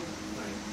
And I don't know, just, I don't think I'm the one, I'm probably the one that doesn't work the hardest, whatever the opposite of that is. I'm the one that's on the setup team doing the least. But it's draining. Yeah, basically I'm just giving you more reasons to be agreeable to the whole prospect. Yeah, it's hard work, and I think I think we do a great job. I mean, with what we have. Right. I'm impressed. Especially we did a bang-up job when the guy was there. I was like. You guys did amazing last week. And this week, but last week you did amazing. Yeah, it was. Somebody was watching us, and yeah. You commented that, wow, you guys really good. Oh, good. I didn't hear that. I was like, I wanted to, you It's know. It's amazing what all you guys do. Yeah. I'm so glad that this is where the conversation went, because I found out one of the most important things about this. I'd also like to pass on another comment and a compliment for some of the young ones that probably didn't hear it. He came to me while I was out at the trailer one time and he goes, I think you've got the youngest setup crew that I have ever worked with. And that is a compliment to you young folks that help with the setup. It's noticed and it is greatly appreciated. Yeah. I think, yeah. It's great I think it's good for them too. I mean, because I don't know, this is sort of like one of the things that tells me God is in this. This is part of what God has in mind for us. The fact that after all this time we are still doing it well and doing it with enthusiasm. There's only one person who says they hate it. I know. That's it's great. And yet he does it anyway, right? And he still comes and helps. There's another one that won't fit. I understand. I was doing it. But no, but it's like the kids have caught the enthusiasm, and it makes them hopefully recognize that they're valuable. Right. And like, so, yeah, I mean, I think if this had come up when we first left the building down, on Darris Road, we're not going to be out there that long. We can handle this. I mean, I don't even, somebody, when I mentioned it to them, said, well, where were they years ago? I'm like, Right. yeah, but this is like only about 8 years too. It's not too late. I mean, it's not too late, but yeah, we're coming into it late in the game. They've been around for 21 years. Not quite like they do it now, but they've been around. So, would you you used the word earlier today in the service liturgy? Would you define that as also meaning just a ritual, Right. more or less? Well, our setup is a part of the Part of our liturgy, ritual. right? Right. I mean, it is. It's a routine, a pattern. And I will reiterate again something he said last week, that we want everyone who comes and helps us set up to feel appreciated, valued, and like it's a fun thing to participate in. And I'm not gonna lie, it doesn't always feel fun the way we do it right now. I've been around churches now that have done this before, and it's a fun thing to be a part of because it's not a headache, it's not searching for where things go, like everything's all in and out, and it becomes something that's like, hey, I want to come do this. And my challenge, I don't know if I'm going to succeed or not, Hope and I are taking bets on this, but my challenge is to get to the point where Steve says, hey, I kind of like coming and doing this with everybody now. That's irrelevant. That's never going to happen. No, Because I just don't like getting up to come to church, period. No, I know. I'm okay when I'm there. Right. There's a difference I in get my it. mind. I get it. I'm okay when I'm there, but I just don't want to get up and down. You know what the cool part about this whole system too? So the idea is to be more efficient, right? And as one of the reasons why we started looking at portable church was that we don't have capacity to do anything else. Like what we do now takes a half an hour to get everything off the trailer and set and ready to go, with everyone being there and spot on, ready to go, setting stuff up. This is adding like 2/3 more than what we currently do to set up as far as physical things go. His setup time is still a half an hour, 35 minutes to roll everything off and get everything set up with our team. Right now, it still isn't an all-hands-on-deck affair. We're a small church plant that is trusting in God to grow us. That's why we're looking at things like this. And it's an all-hands-on-deck involvement. It's come and have fun, and please give everything that you can to come in helping with this. I want to make it, and we want to make it as easy as we can on everybody, as fun as we can, and not quite as taxing, but it still is an all-hands-on-deck affair for half an hour to set up, and then have rehearsal time, prayer time. But it also frees things up so that it should run like things did the week he was here last Sunday. We should be set up and ready to go by 9:10, 9:15, have everything ready to go, which is going to be beautiful. As we grow, the idea would be to have 2 teams or something, so that not everybody has to come every Sunday to set up. There will be some of us that are still going to be there every Sunday to set up, but it's because we're in leadership, or we enjoy being there to do it, and we're just going to come be a part of it, and that's just part of our liturgy. It's part of our ritual. We get up, we come, we set up, that's what we do, and that's okay. But hopefully it will get to the point that we can rotate people through, especially if we get to the point of using both sides of the gym, and we add some more pipe and drape and whatnot in the future. That takes some more time. 4 people to pipe and drape the entire thing would be about a half an hour just for that. So there's some things that could end up taking some more time in the future and be a bit more intensive, but it still is not anything compared to hauling the bins in and out and trying to make everything work like we do now. And that's not right now either. To do everything you saw on the screen with our current team is about half an hour. Like, I'm still blown away by that. I can see exactly how that works, but I'm still blown away by that.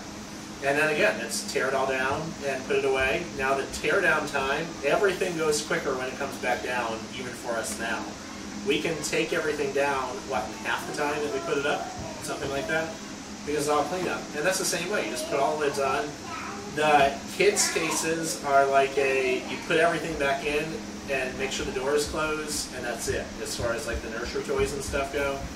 If we built out a storage spot for every single toy for the nursery, you'd have 5 cases for the nursery.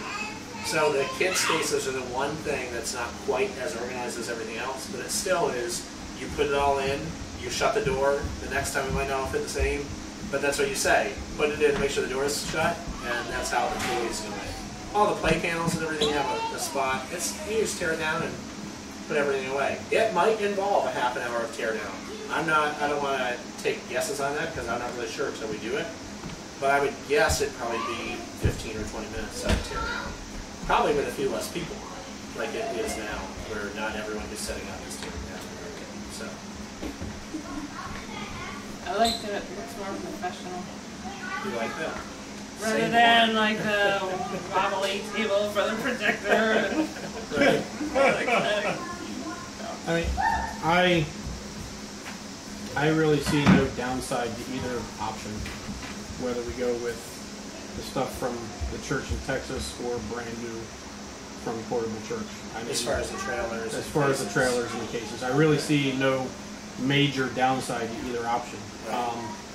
You know, we have the money in the bank for each one. Right. Whoop-de-doo. You know, we don't have to take out a loan for that. And I think, you know, to negate what the other guy said who hates Portable Church, like, well, hey, you know what? We've been doing it. We've tried and tried and tried, and I'm not trying to belittle what everybody has been doing at all. It's we have tried so many different things. Right.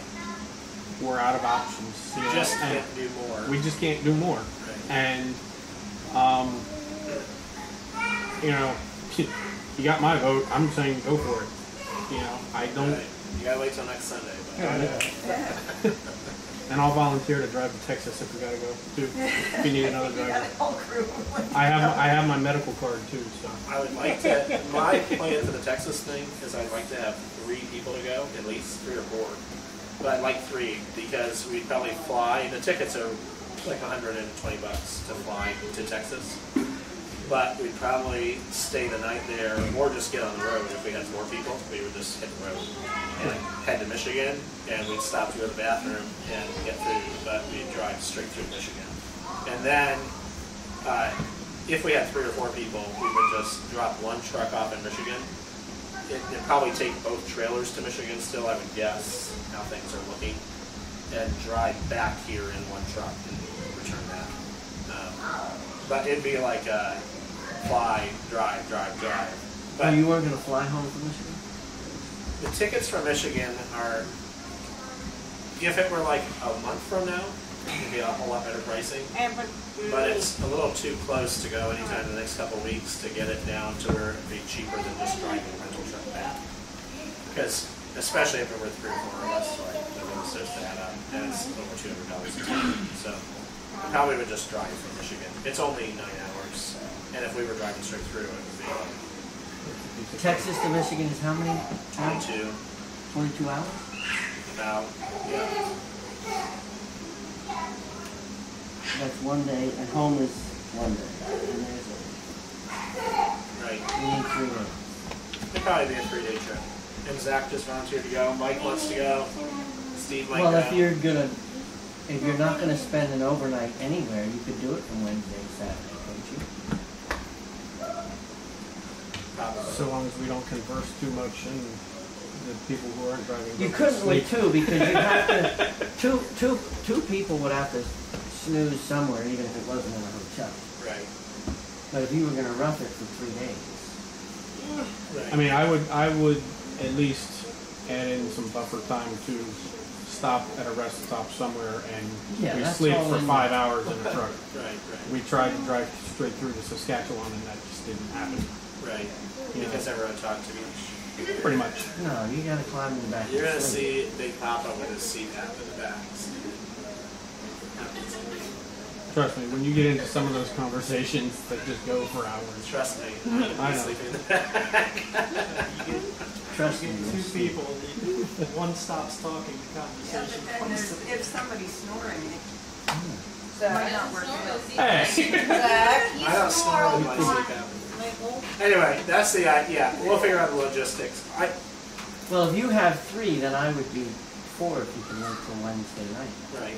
I mean, that'd be ideal because then we'd save hotel costs and even the extra ticket to fly there. Like it all sort of neutralizes, but takes less time. And it's more fun. But 2 people would definitely take longer, you'd have to stay somewhere. Right. Yeah, so we'll see how the logistics work out about that. This isn't even a guaranteed deal to buy these trailers from them yet. I mean, he and I had a conversation yesterday morning, which was like our third conversation, and I said, we as an Elder team decided that we were going to pursue purchasing these trailers before we had this meeting tonight or next Sunday, because we don't want to miss out on it. And we were going to take that risk and say, if this all fizzled for some reason and got blown out of the way, then we would just resell the trailers or sit on them for a while. It's not that much money. So we would just sit on them. So I started negotiating with him. I called him yesterday morning and said, we'll do $8,500 on the trailer, 2 trailers and cases, which are empty cases, mostly. They might have some remnants of stuff in them, but they're mostly empty. And he emailed his leadership team, and I would assume he talked to them this morning. So I'm going to follow up with him again tomorrow. Ooh. Oh, the trailer's roadworthy? Yeah. You don't want to get there and you've got to put 4 tires on 2 trailers because they're not going to make. Well, it's been sitting. You know you can't right. take. They've been sitting inside though, at least. Right. I'm going to ask more questions. Yeah. You don't. You want to see though. When you get there, you might realize that tire's not going to make 100 miles. Right. At 75 miles an hour. Well, that and is. then you're stopping to fix it on the road.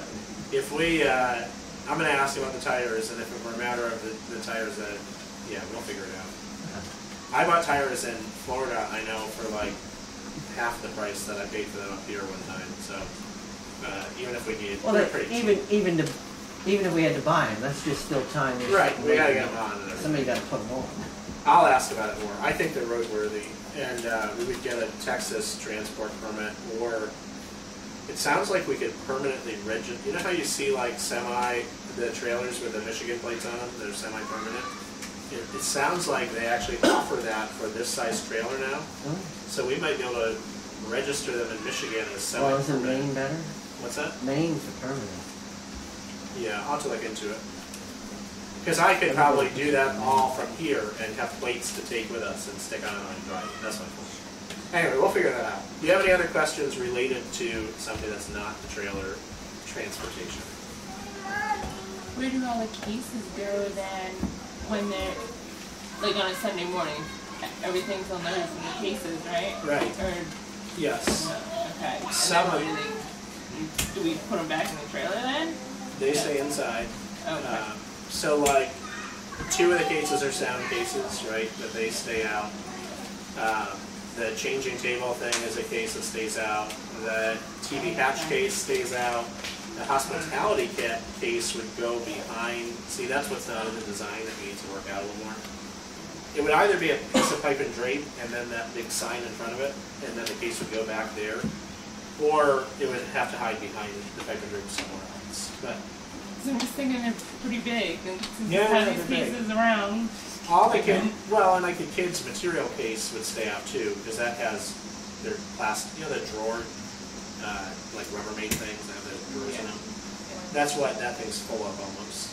Okay. So like that would stay out to be used. And then a lot of them, their kids' cases that would, you know, the nursery cases would all just go behind either the scuba wall or the pipe and drape. So we would just have to figure out where we hide it and then get in the habit of that. But they all stay inside, near where it's set up. But we're not going to roll all of the cases to one spot. That sort of starts to take a lot more time. Does that make sense? They'd just be hidden, essentially, or in use. That's a good question.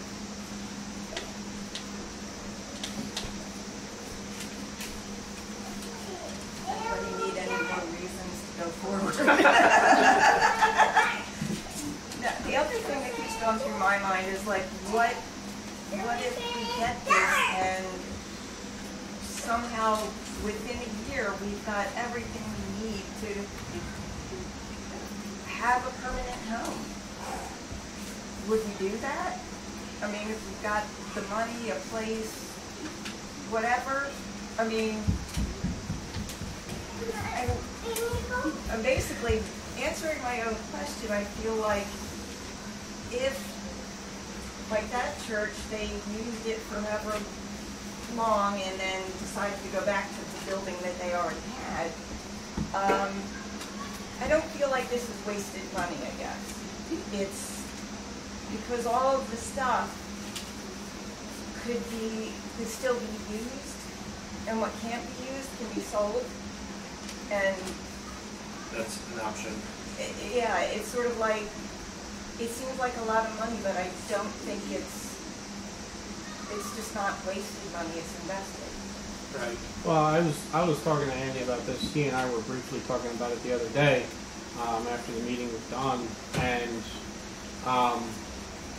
the other thing I like about this idea is it kind of gives us flexibility on, or it gives us a little more flexibility on if we were to find a permanent home or in searching for a permanent home. Because, you know, say we wanted to continue to go with the multi-use building option that we've had our eye on for a while, you know, so you still have to set up and tear down in a multi-use building because, you know, if you have a multi-use building where like Wednesday nights are like youth basketball night, you gotta tear all that equipment out of the way, you know. So this still leaves us the option of having a multi-use building where we can set up and tear down and move equipment out of the way quickly, efficiently, and safely. Right. And then we just, you know, if we do get a building, then we just sell the trailers and keep the equipment. I wish I could just say, okay, these are great points. Like, I fully agree. And I wish I could keep my mouth shut and went further and say, you're right. And this allows us a lot of different options because that could be an option that we get a space, a permanent space, and we use stuff out of it and sell the rest of it. Option 2 is that we would move into a more permanent space and we keep this entire setup exactly the way it is, and we buy everything new in a new space and we use this to plant churches, right? Option 2. Option 3, which is a little bit appealing to me, just being upfront and honest, would be to keep using the school and find a semi-permanent place that we leased or purchased to use for other activities. Because the school works fine for Sunday morning worship. It doesn't accomplish midweek things. I wonder how many times we hope for midweek things that actually don't require a building, like when we think creatively outside of that. At the same time, there are things like Awana that you need a space for to do. And if we had a space that we could use for other meeting things and office space and whatnot, that's an option, right? That would be a whole lot cheaper than building a big old church building to just see it's empty. So I'm not at all saying, please don't take this as agreeing to this as committing to being portable forever, because I'm not asking you to agree to that. I would wonder if that's not a third potential, is that we're a hybrid, where we have a permanent space that we use for some functions, but the Sunday morning function happens in the portable space. And it's way cheaper. We pay $200 a week to use the school. You can't touch that. Like, they lowered the price. I still am absolutely, in awe sometimes of why it is that they lowered the price. Because we were paying almost $300 a week before. That's amazing. And they lowered it. You just can't. I'm talking to Jason out there at Life Church. They're paying $24,000 a year to use the school. It's about $2,000 a month that they're in. And they're talking about raising the rent, the lease price, by like $10,000 a year. So they're getting near $36,000. That's almost $3,000 a month. We pay $800 some months, and we pay $1,000 some months. And we have to put up with a few things, but we could do church with 250 people in that school pretty easily. We could do church with 500 people in that school with some parking constraints, but potentially 2 services or getting creative. You know, we could do some really interesting things before we ever ran out of space. We could run a very large one service in there, which, right, not saying that's what we're going to be, not casting vision here, I'm simply throwing out options. The school is very flexible for us, especially if they rebuild it. If they tear it down and build a new school, the plans that they've had so far make it even better for us, because it includes a cafeteria right next to the big multi-purpose building room and a faculty room and all kinds of stuff that, like, it's a perfect setup for church. I Is think that you fair? could- No, that's, you know, well, like I said, I'm just coming up with more and more reasons to go forward with this. Like I said, and the funny thing was that I kind of came into it very neutral. I saw the appeal. I liked the idea of, you know, simplifying our setup and tear down and stuff like that. But yeah, it seemed to me appropriate to say, what are we getting out of this? What are we doing it for? Is it coming out of the right priorities? Right. I mean, that's what I feel like is the responsible thing to do. Sure. And it just didn't take much time at all for me to say, yeah, this is cool. It's a lot of money, but I think it's money well spent. And just agreeing with you also that we've got people with the skills and interests, but not the time. Right. And time is huge. Yeah. That is huge. I was just looking for this quick, here it is. Some of you guys may not have seen this. By the way, we have about $175,000 in the building fund right now in the bank, which is where we pay for this from, because this is our building, and we don't have this kind of cash in our general fund, because people have given tremendously to the building fund, which is great. People have not given to our general fund in the same way, and that's just a fact, right? So we can't do this from our general fund. But we've got about $175,000 in there right now. We've got a kitchen that's worth about $20,000 to $25,000, and the car hauler that we have now, which we paid for from our general fund, it's just noting that, is worth about $6,000 probably if we clean it up. Like we paid about $4,500 altogether for it. We've gotten 2 years of use out of it, and I think we can sell it for more money than we bought it for, especially if we get it buffed up and cleaned up and whatnot. Yeah, it's just tremendous. So. That's another thing I keep having in mind. You're good at selling stuff. Oh, I love selling stuff. So, here's what the school looks like behind the scenes, right? Just in case you've never seen this. Like if you go in the front, this is the secretary's office up here on the right. And that's behind it. Like there's just stuff everywhere in the school, and it's dated like crazy. This is behind, the door is actually unlocked. This is on the other side of the gym, the top right picture. And I think that, yeah, that's on the other side of the gym. That's the boiler room where they like have stuff stored in the boiler room because they don't have any more space. Their data infrastructure, this is paper stored in the showers. Now I'm not sure why an elementary school has showers, but nonetheless. What's that? Mine did too. Right. A lot of them did, I guess. So they have paper stored in the showers, which this is right off of the gym somewhere. Like this, you know those hallways that go back? That are That cut out? section that goes. Right. It's like between the bathrooms and the stage, and yes, those little doorways is where that That's what I was goes. thinking. I So- know they had showers. Wow. Just to give you some idea, like, I mean, it doesn't really matter, but the people who did the assessment on the school are just trying to point out all of the different areas of the school that have issues. And the place, you've seen how full of stuff it is. It's just full. Anyway, they're showing the building deficiencies. This is a renovation plan. Option 1 is interior site work and capital improvement, which doesn't really address many of the issues. But this would be phases for rehabbing the building. It sounds like they're not going to do that. That'd be 24 months and $18 million. Some 2 is just to eliminate Euclid Hills Elementary School. They are not going to do that by any means, it sounds like. No. But that'd be $2.2 million. Larrabee District 8 will go to Line LMS Elementary School or Eastbourne. Basically, they would then kind of redistrict. You know where your house is?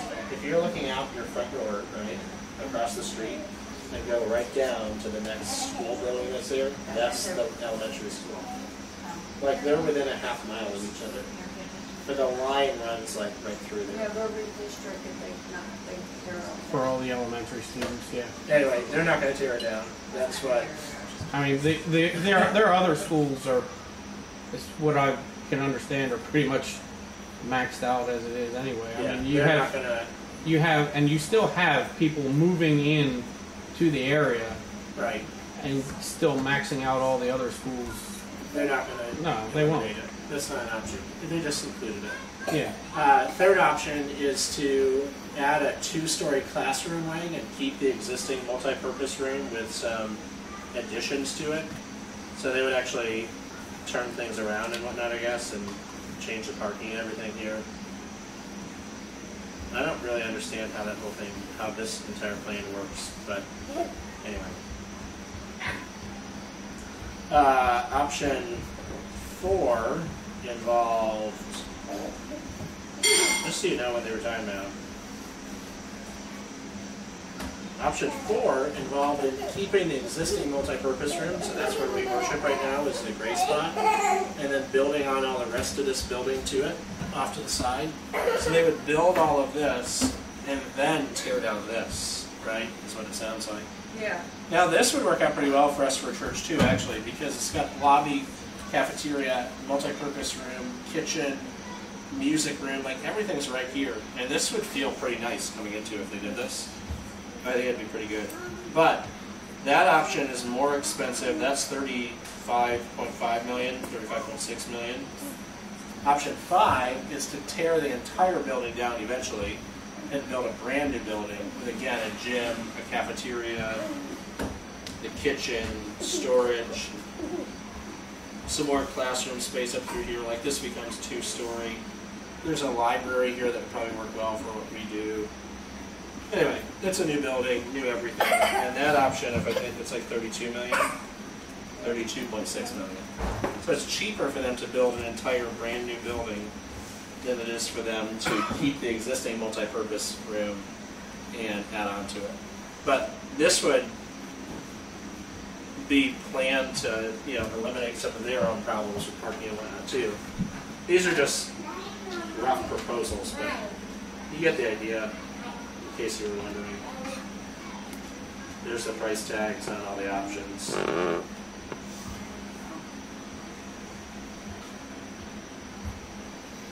It sounds like they're leaning towards, from the people I've talked to, the tear it down and construct a new one. Well, it's construct a new one and then demolish.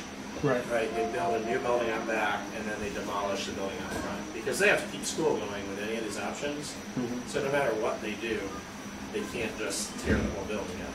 Yeah. You know what I mean? Yeah. Well, and the big problem they're having with, options 1, 3, and 4 is that you're adding on, but still the existing building still has date issues with it. Right. And trying to implement, new stuff into that old building is just, I guess more of a hassle than it's really worth. So Well, they've done that for years at the they have. original elementary across from further down. And it's worked, but there's been problems with that too. So do you feel good about the portable church thing? I mean, it sounds like everyone who's talked. I have not heard anyone say, no, I hate this. Which I'm not asking you to step out and say that either, but it sounds like there is overwhelming support for such a thing. I see no problem. You like it? I think it's good, yes. And like you say, it's portable. It's portable. You can go anywhere. It's going to be beautiful. And I think that's awesome. When you showed the original pictures the first time you brought this about, I was thinking, how do you have to do that?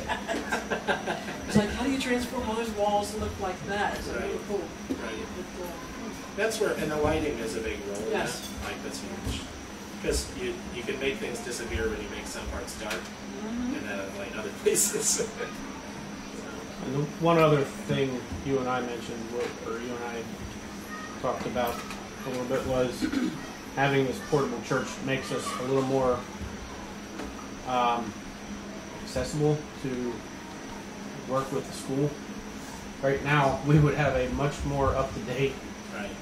high-tech sound system, you know, than what the school currently has. You know, the janitors and the, you know, teachers and even the principal get wind of what we have. We could actually be asked to help the school out on one or two of their fundraisers, you know, or some of their events. That, hey, can you help us out with this? Absolutely. I asked them, and I said, are there any ways that you've seen, like creative ways that churches have done outreach to schools? You know, just, is there anything you've seen? It's sort of outside the realm of what they do, but that was one of his suggestions. I mean, he suggested things that we've already thought about and are trying to do too. But one of the big things was, hey, let the school know that you're willing to send a tech team over here in your trailer.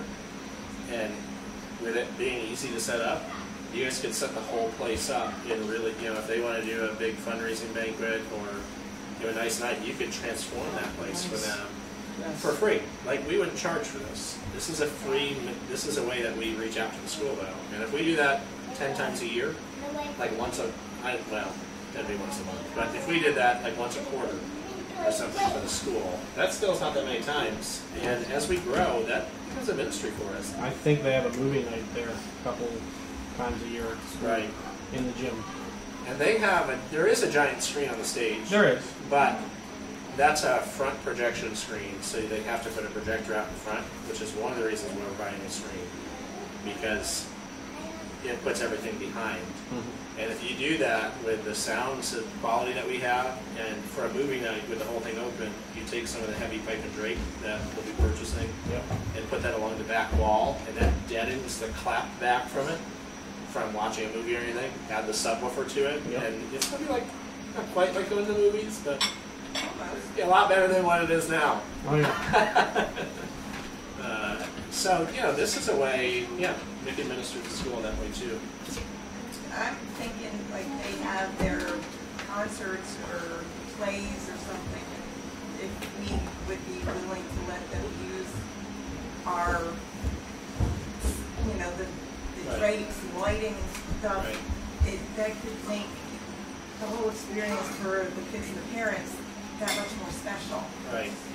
Potentially if it didn't cut down the capacity too much. Right, and for that, we would need to like create an island stuff, so you just push everything tight back against the walls. And, you know, they'd still be using their stage and stuff. That would be without a projection, but you can increase the capacity quickly for that and still make it feel really nice. So. If I'm putting myself in the, you know, frame of mind of a parent and a child there, and oh, look how they dressed up the auditorium for my kid's thing. Right. So the next steps, we have to schedule a meeting for decisions like this, because it's, you know, $100,000 basically is what's going to be, probably close to that. And so next week we're going to have a short business meeting following the service, and by short I mean short, because this is our conversation. Like, we're hitting just about everyone that is going to participate in this now. So we're going to have a short business meeting following the service next week, where we're going to have an authorization of, and probably somewhere around that number, you know, to spend up to that for this project, and then we'll get moving forward. We have to take a week. Like, I wish we could just vote tonight and do that, but we have to take a week, and we have to you know, put out there that we're having a meeting. We have 19 members now at Woodland Community Church, and 1, 2, 3, 4, 5, 6, 7, 8. 7, 8, 9, 10, 11 of us are here tonight, and a quorum is 10. 19, a quorum would be 10. So Zach is not here with us either. That's 12. That we'll be able to conduct business to do this. Clark's not a member. Oh, you're not. Which is, I'm not trying to. No. I'm just trying. I don't even know. Are we allowed to know? Because I've never kept track. No, of it's a secret. Can I see the members' hands? Is that too much? This is too Oh, I mean, that's who's members right now. 4, 5, 7, 8, 9, 10, 11. Zach Way is a member. Bart and have Sorry, Art, I was thinking Art and Bonnie, I was putting the names together. Art and Bonnie are members. have people that haven't attended that didn't really say they weren't quitting been removed, so we don't have that number in the dead weight? Well, I have had conversations. One person died that took, Jack Brainerd was a member, and he died, so he's not a member anymore. And then I have sent a couple of letters, and then had individual conversations and emails with other people. Some people resigned their membership on their own, like Rich and Lynn and Jay and Beth have pursued membership elsewhere. They asked to be placed on inactive. We don't have an active membership. Your members are not. But they made their intentions clear that they are no longer Have Nate and members. Diane resigned theirs? What's that? Nate and Diane?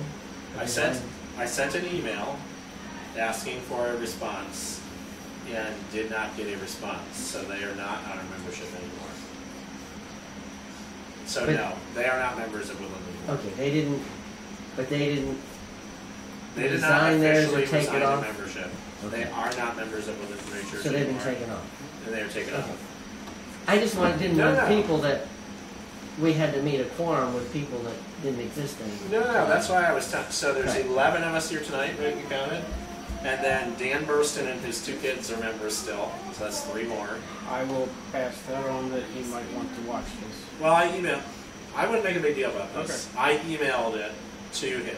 Like, I sent him all the information like I sent you guys about tonight.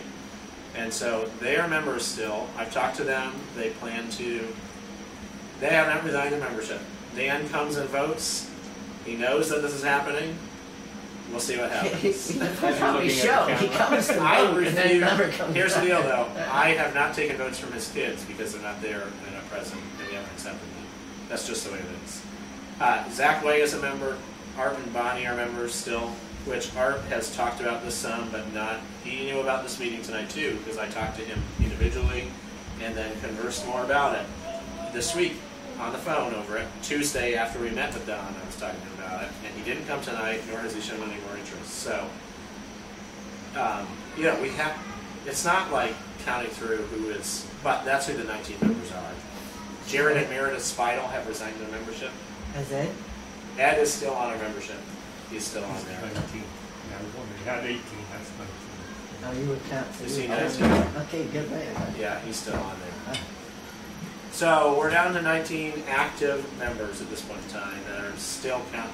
Ed is sort of inactive, but he's still on our active membership. I've just been trying to whittle it down through conversations and such, and I've sent emails, I've had conversations to feel people out. One died, other people have been completely unresponsive and not present, and so as that has happened, we have whittled away at the membership because you have to be present to be able to make decisions. So we've gotten it down so we can do it. Does that make sense? Yeah, well, these people need to be told to do their business and get off the pot, right? As long as we have enough people to make a quorum and make decisions, I'm not gonna. You weren't there for it? I mean, I'll just say, I'm not afraid to say it. Like in this company, of mostly our membership, I call people and I try and figure out who's going to stay members or not. But I don't make a big deal about it once we get to the point where we can make decisions. Right. Because there's some people that it's not worth stirring more on, and it's not worth trying to like press something. Like I don't have an agenda, so if we can conduct business, it just doesn't matter. If we get to the point where we have 50 members and only 10 people show up, well, now we can't do anything with that, and that doesn't work. So that's why we've spent a lot of time talking about this as an elder team, and it's been a long process to get our membership down to where it is. And it only has come down from 33 at the high point down to 19. But people have left and died and everything. So anyway, we'll have enough people to conduct business. I was counting just with our elder team and spouses and like 2 other people, we can pretty much make decisions at this point in time. Which is not to say that's how we make decisions. It's simply to say we need to be able to conduct business. So we can. So next week we're going to ask for an affirmation on this. I did talk with a couple other people. Dan and Sarah are interested in becoming members because they want to participate in this. Like they want to participate in the decisions of the church in an affirmative way, especially. and they would like to become members. I don't know if we're going to get that done before next week or not, but they want to participate in these things. We could, so we could have 21, right? We might. I need to meet with them, and then the elder team has to unanimously, right? I think so. Membership is unanimous, so the elder team has to unanimously affirm new members. So that may not be a problem before next week, but I'm also not trying to hurry anything just for decisions. You know what I mean? And I'm not trying to add members just so that we can have more people vote yes. That's not the point. The point is... It's not even necessary right now. Right, and we're not going to do that anyway. Like, that's why I'm adding on to that. We have membership because it's taking another step of commitment towards the church and saying, I belong here for you and for us. Like us all together to say, I'm part of the church, I'm committed to this, I'm putting down roots, I'm here.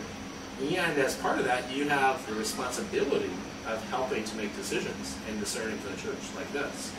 So we don't rush into those things, you know what I mean? Is it a majority of then that number that's there? It doesn't have to be unanimous with the number there. 2/3 of those present, okay. So if it's 12, you'd need 8 to say yes, to Yeah. approve your plan. Yeah. So anyway, yeah. We don't usually spend this much time talking about the process, but that's the process, and we have enough people to. Unless anyone is like, I just don't want you to feel bulldozed over and feel like you can't say something if you have something you really don't like about this, or something like that, which I'm not hearing from just about everybody. You like this, Tina? Yeah. Go for it. So that'll be the process. Let me know if you think of anything else. We're going to work on the design some, like as far as a few changes go. And, we're going to try and save some money everywhere we can. Like the projector we can get for about $800 cheaper for the same exact projector, ordering it on our own. And a few other pieces are like that. There's also a few duplicates, I think, that are like priced double in here. They're in the list twice. So I'm going to try and, we're going to go over this and we're going to whittle off every penny that we can. Because I want to say, it's about, if we don't need to spend more, we're not going to spend more. Right. So I expect to shave a few $1,000s off of this yet, but we need to be ready for the full expense so that we can do it without having to like keep coming back to this. No, I liked whatever you can get with that church in Texas too. Right. Yeah, that seems like a good deal. Yeah.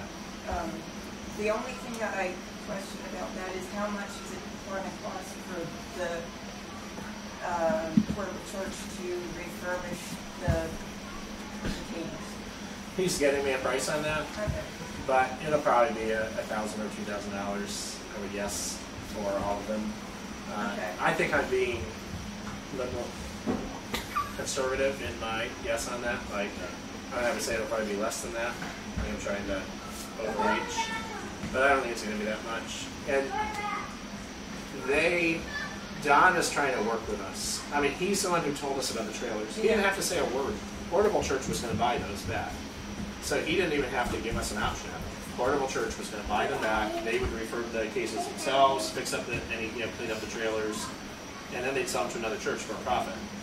So he didn't have to do anything with that, but he told us and said, why don't you think about this? And all along the way, Don has given us so many different things where he's like, a lot of churches do the signage and some of the tech purchases on their own because everybody knows somebody and they can save some money. And he's like, go ahead and do it. I mean, we're still going to pay the design fee and some of their fees no matter what. So they don't care. If we're shaving off money and they're still integrating it all, I don't think it makes a big difference to them. Okay. Like, they care about the church. They have to make a profit too. Yeah. Because it's a business. And, they've got an office full of people that do all this work. So. Yeah, I mean, knowing that you probably did not sleep from the time you got here until the guy who went home, what we paid him already is more. I don't think it didn't seem like you got much sleep. I'm like, he had to sleep sometime, but the guy was running on Red Bull. I mean, he got here at 2 o'clock in the morning. Well, it sounded to me like he worked all through the night till Tuesday morning. Yes. Whatever he did between Sunday morning and Tuesday morning, but no, I felt good about our conversations with him. yeah, I feel good about all of this. He's still working on it. Like, he's been tweaking things here.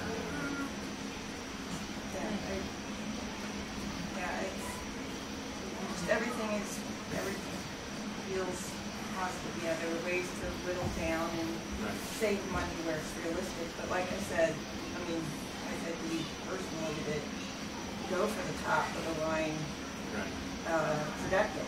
Right. If we're going to have 12 feet wide by 8 feet high, yeah, I mean, why quibble over a couple $100? But if you can get the same projector elsewhere for $800 less, yeah. But you know, right. I'm used to you looking at things that way, and I trust that you will at this point. I'm all about, I like to have the best for the least price, the lowest price. Yeah, no, that's good. So we'll, yeah. And we spent, do you remember the projector that we have right now and the motorized screen that we have? When we bought that, now I was just coming into the picture at that point in time. Like Sarah and I hadn't gotten married yet when that happened. But when we purchased that projector and screen 7 years ago, which is a long time for electronics, just so we're on the same page, that was over $5,000, I'm pretty sure, for that projector and screen. And now, I know the projector itself was over $4,000. I think the projector was almost $5,000. And the screen was almost another $2,000 for the screen. So that was a $6,000 or $7,000 project. Now we still have that screen. That screen is still a perfectly useful screen, but it doesn't work for what we're doing here. And that projector is still a fine projector. We'll probably use it somewhere else in the future because it needs a new bulb. That's questionable. Like the bulb's expensive, and it's an expensive projector. But yeah, anything that we're not using in this setup for the new space, we'll probably be using in other ways throughout here. Like the in-ear monitoring system, we'll probably use to be able to rehearse quietly during the basement or something. The projector might be something that we use in the kids' space, or to do an outdoor movie night, or something like that. Yeah, there's a lot of options for it. So. I also trust you that anything we're not going to use, we're going to sell probably for a profit. Thanks, Sharon. I'm yes, thank you. Sorry to take you so long. no problem. One other thing I noticed, at the bottom of the papers it said Woodlands with an S on it. Yes. It's all gonna, he has the right name on the front. Yeah, that's all. Signs or anything. Yeah. Everything will be with our logos and stuff. You can shut that.